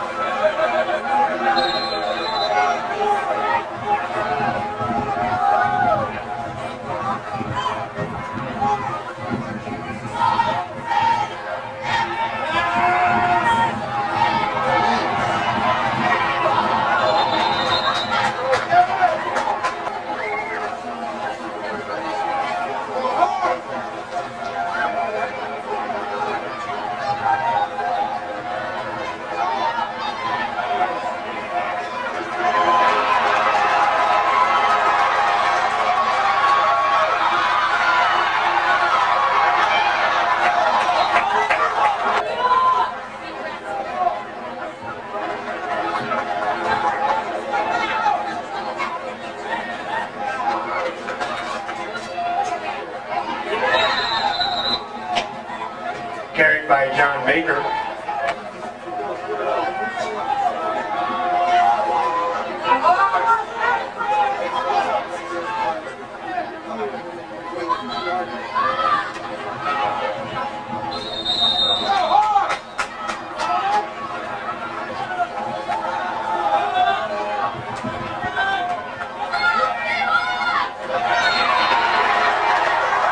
John Baker took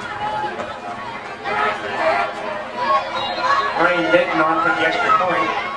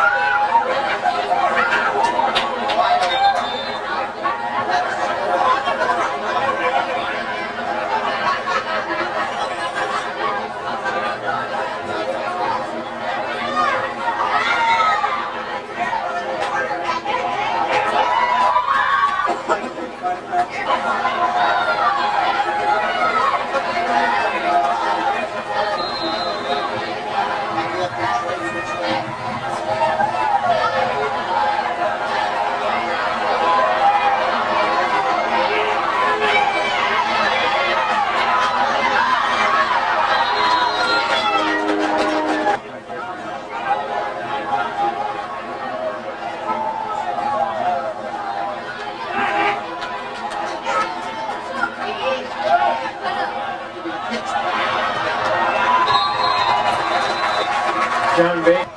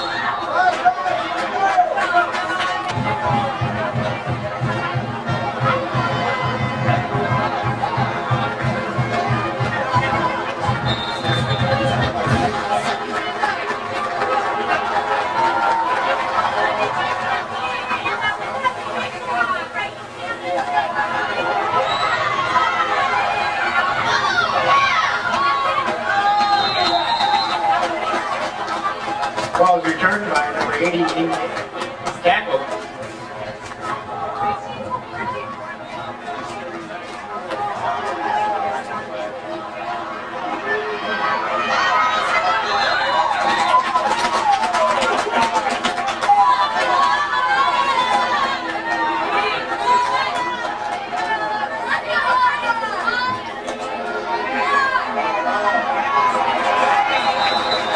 Carried by Ing David, tackled by Adam Lucas and Jamie Howard.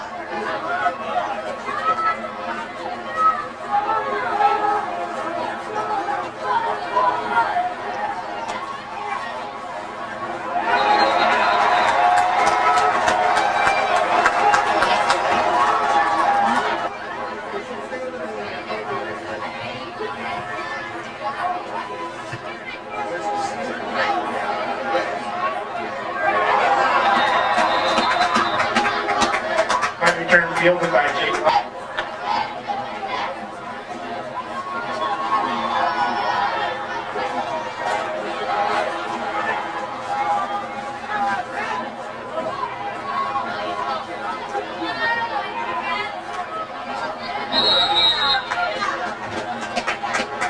Run by number 50.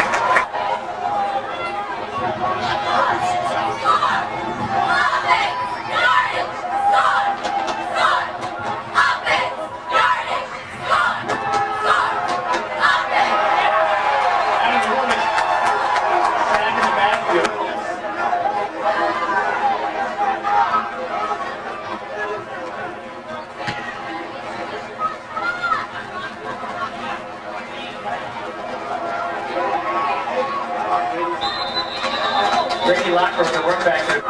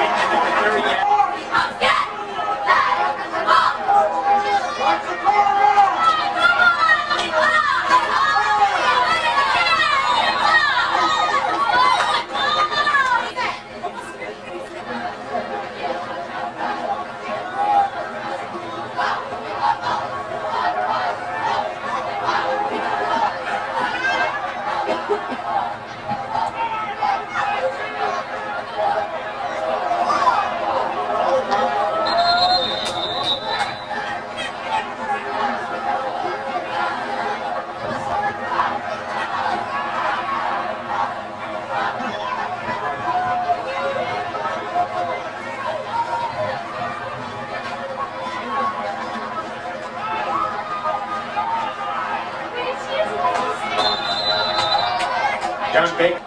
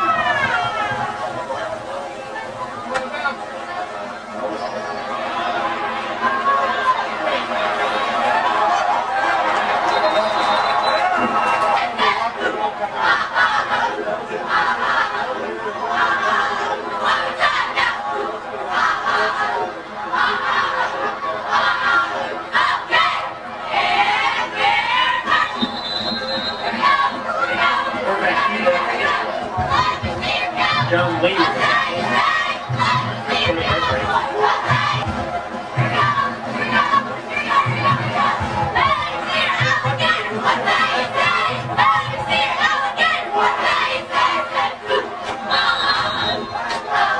Running water for the carry, tackled by Maxwell.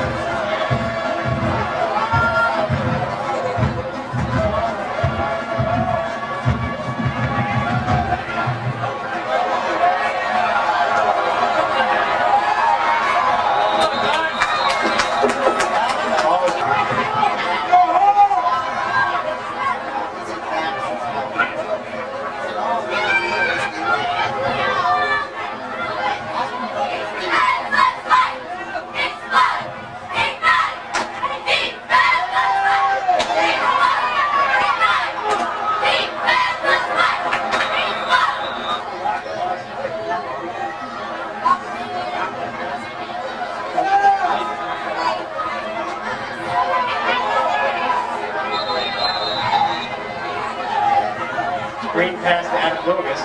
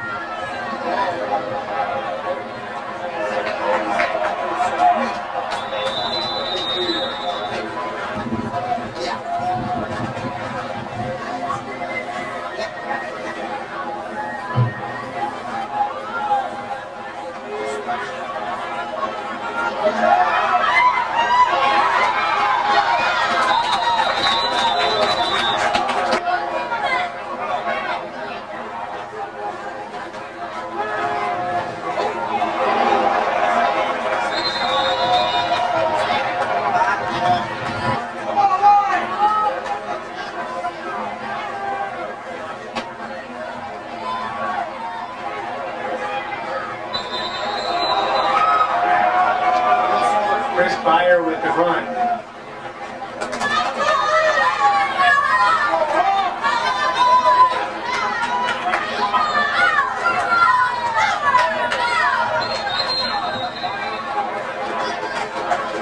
Ball is carried by number 24, Travis Gilmore.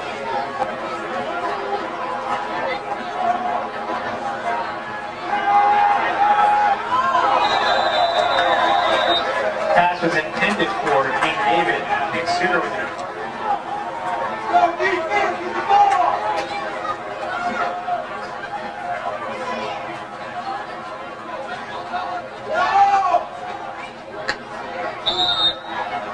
John Baker with a carry.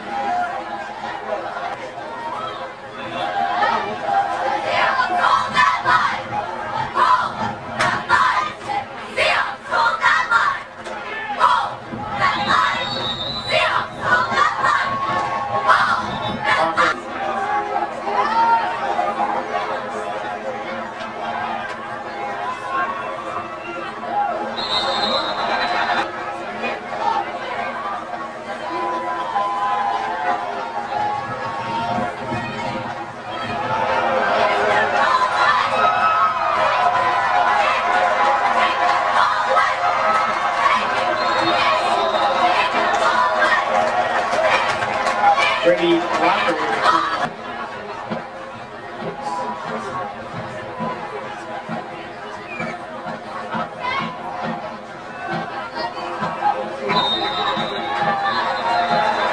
Jacob Walker with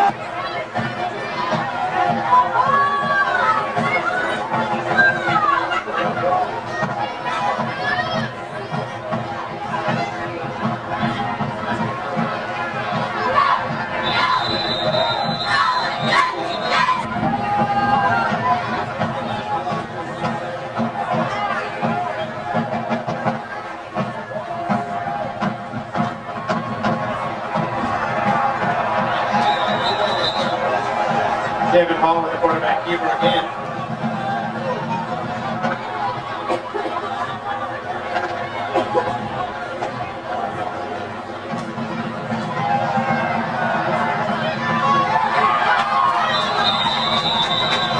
Pass is complete to number.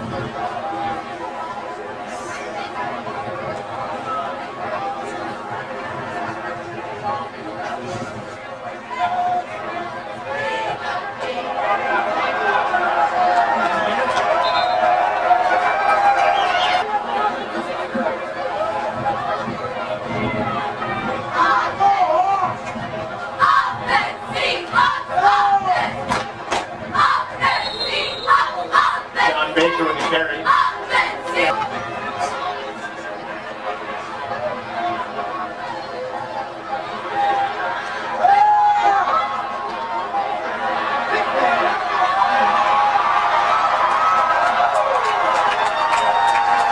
Jake Walker out of Williams.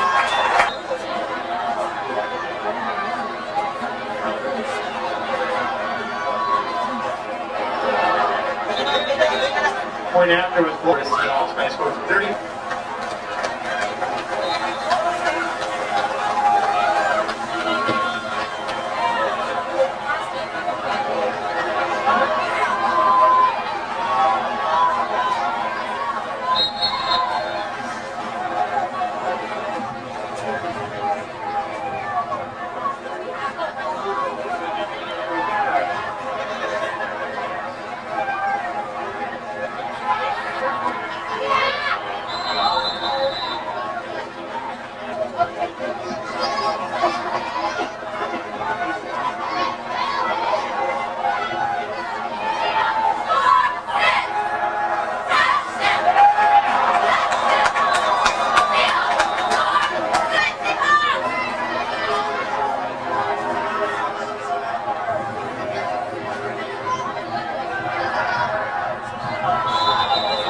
Pass intended for Dean David, Jake Locker.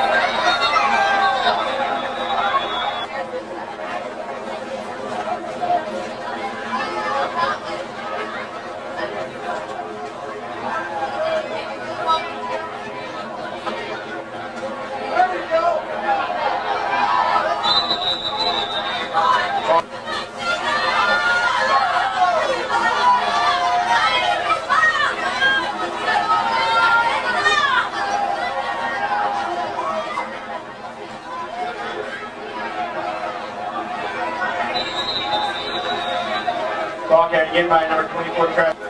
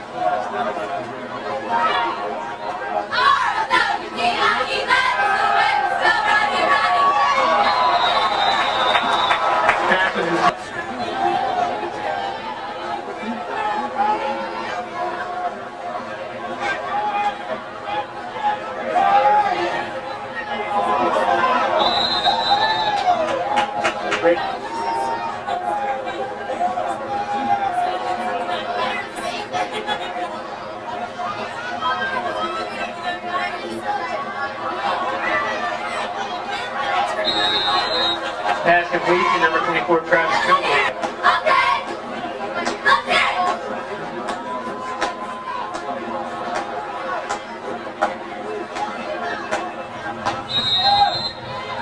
Travis Cooper.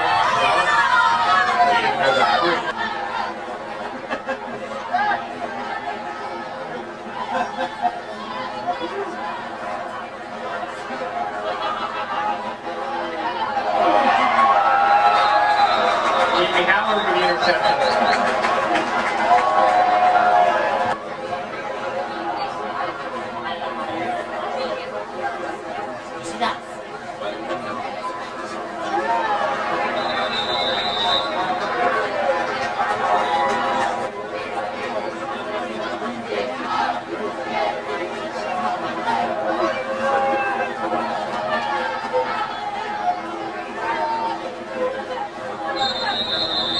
Kobe Petty picks up the first down, tackled by Ryan. One.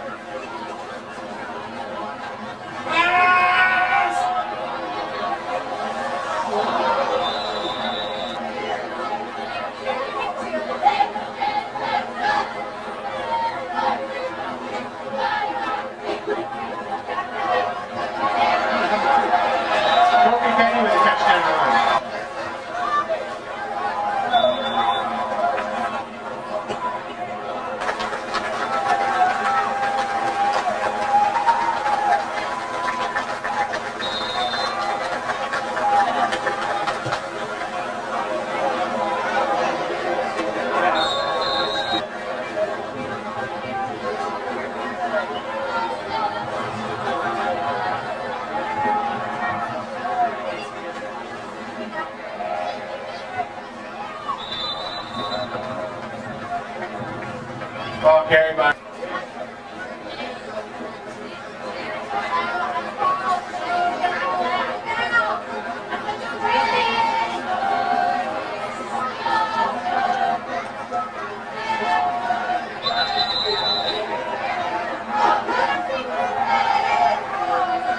Cody Layfield with the tackle.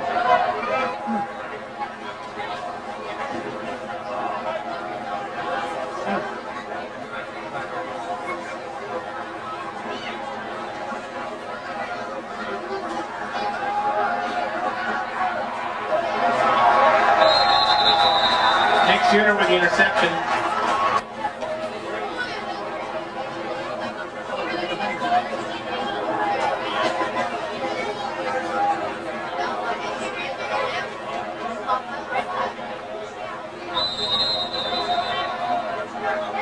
Ball is carried by.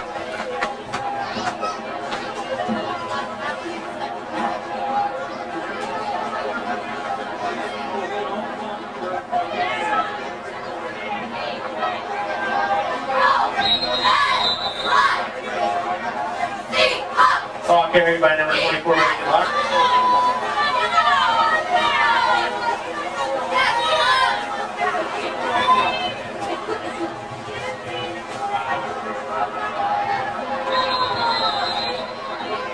Robbie Lara with the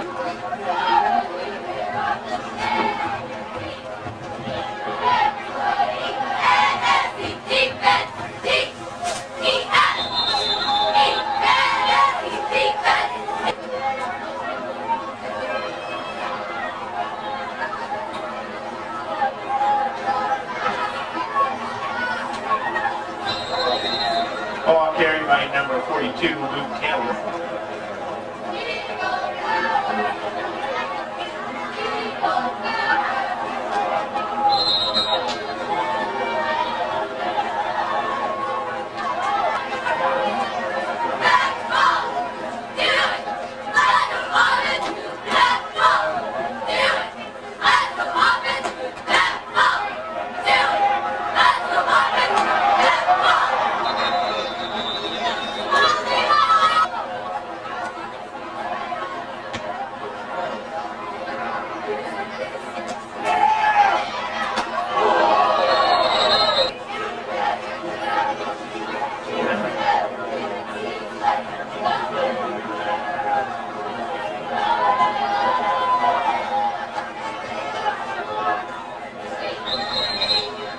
Antoine Dudley with a carry.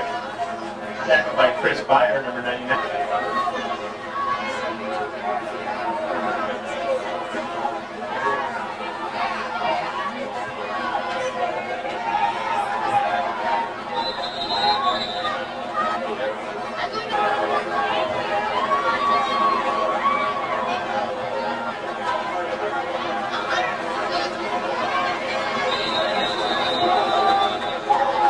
Kobe Petty.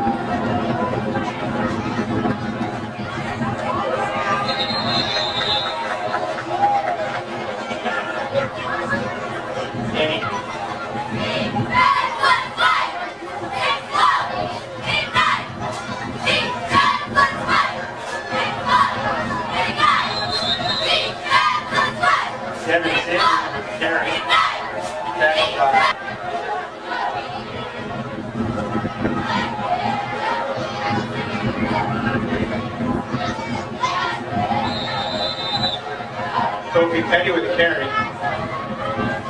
Ricky Sherrick with the tackle.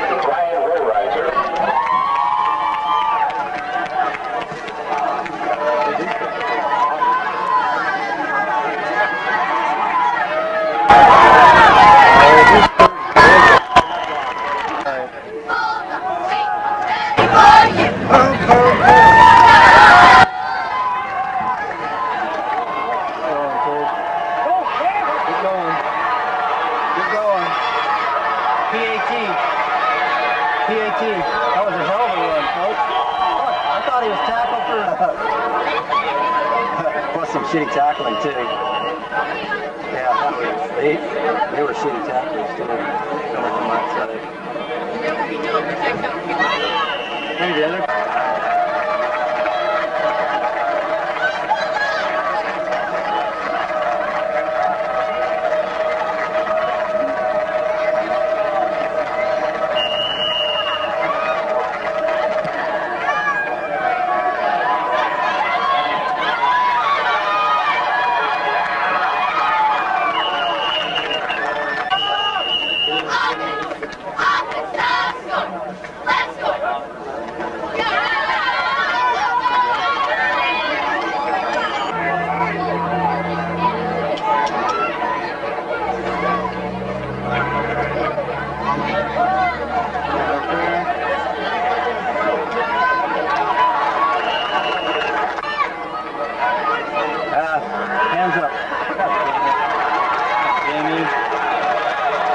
This is a different set. Wing weak. Get it. That's Jesse chasing.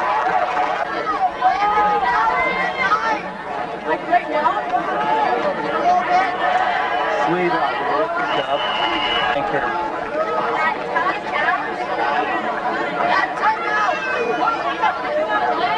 Hey, be ready for timeout.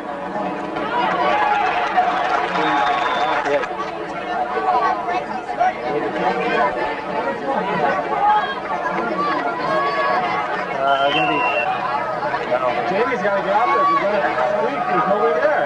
We pass. Shit. Yeah. There's nobody on six.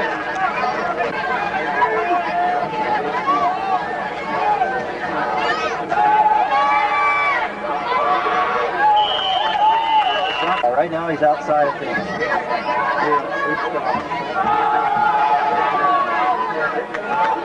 I'll run that again, throw Teal.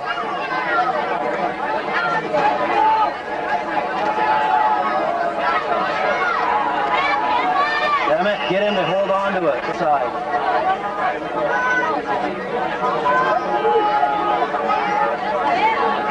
I like counter tray right now better than sweep. No, it's inside. It's inside a little bit tighter than sweep. Going, Blake. Good job. Good run. Good run.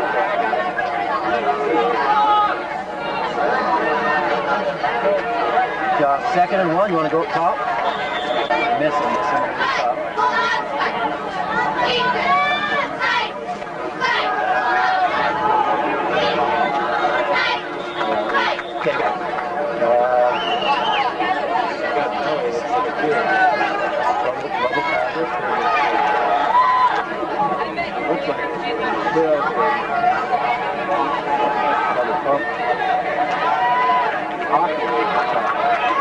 Second and 7.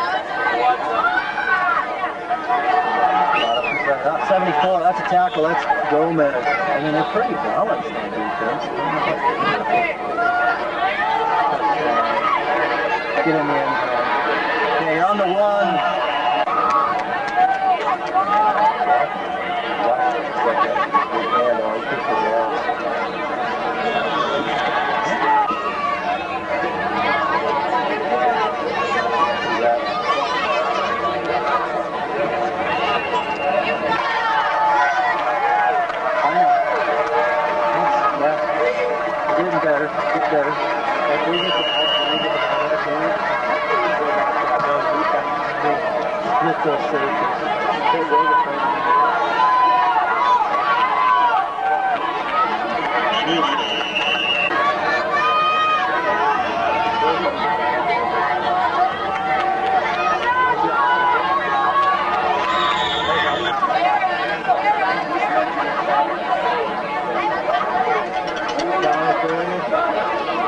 That's good. Oh, Tommy missed the tackle. Holding. They're all 33 guys. Well, you've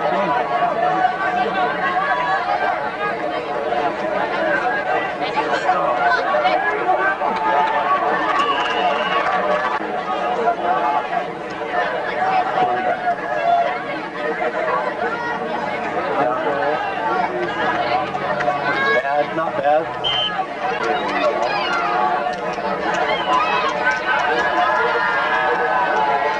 Tommy got it.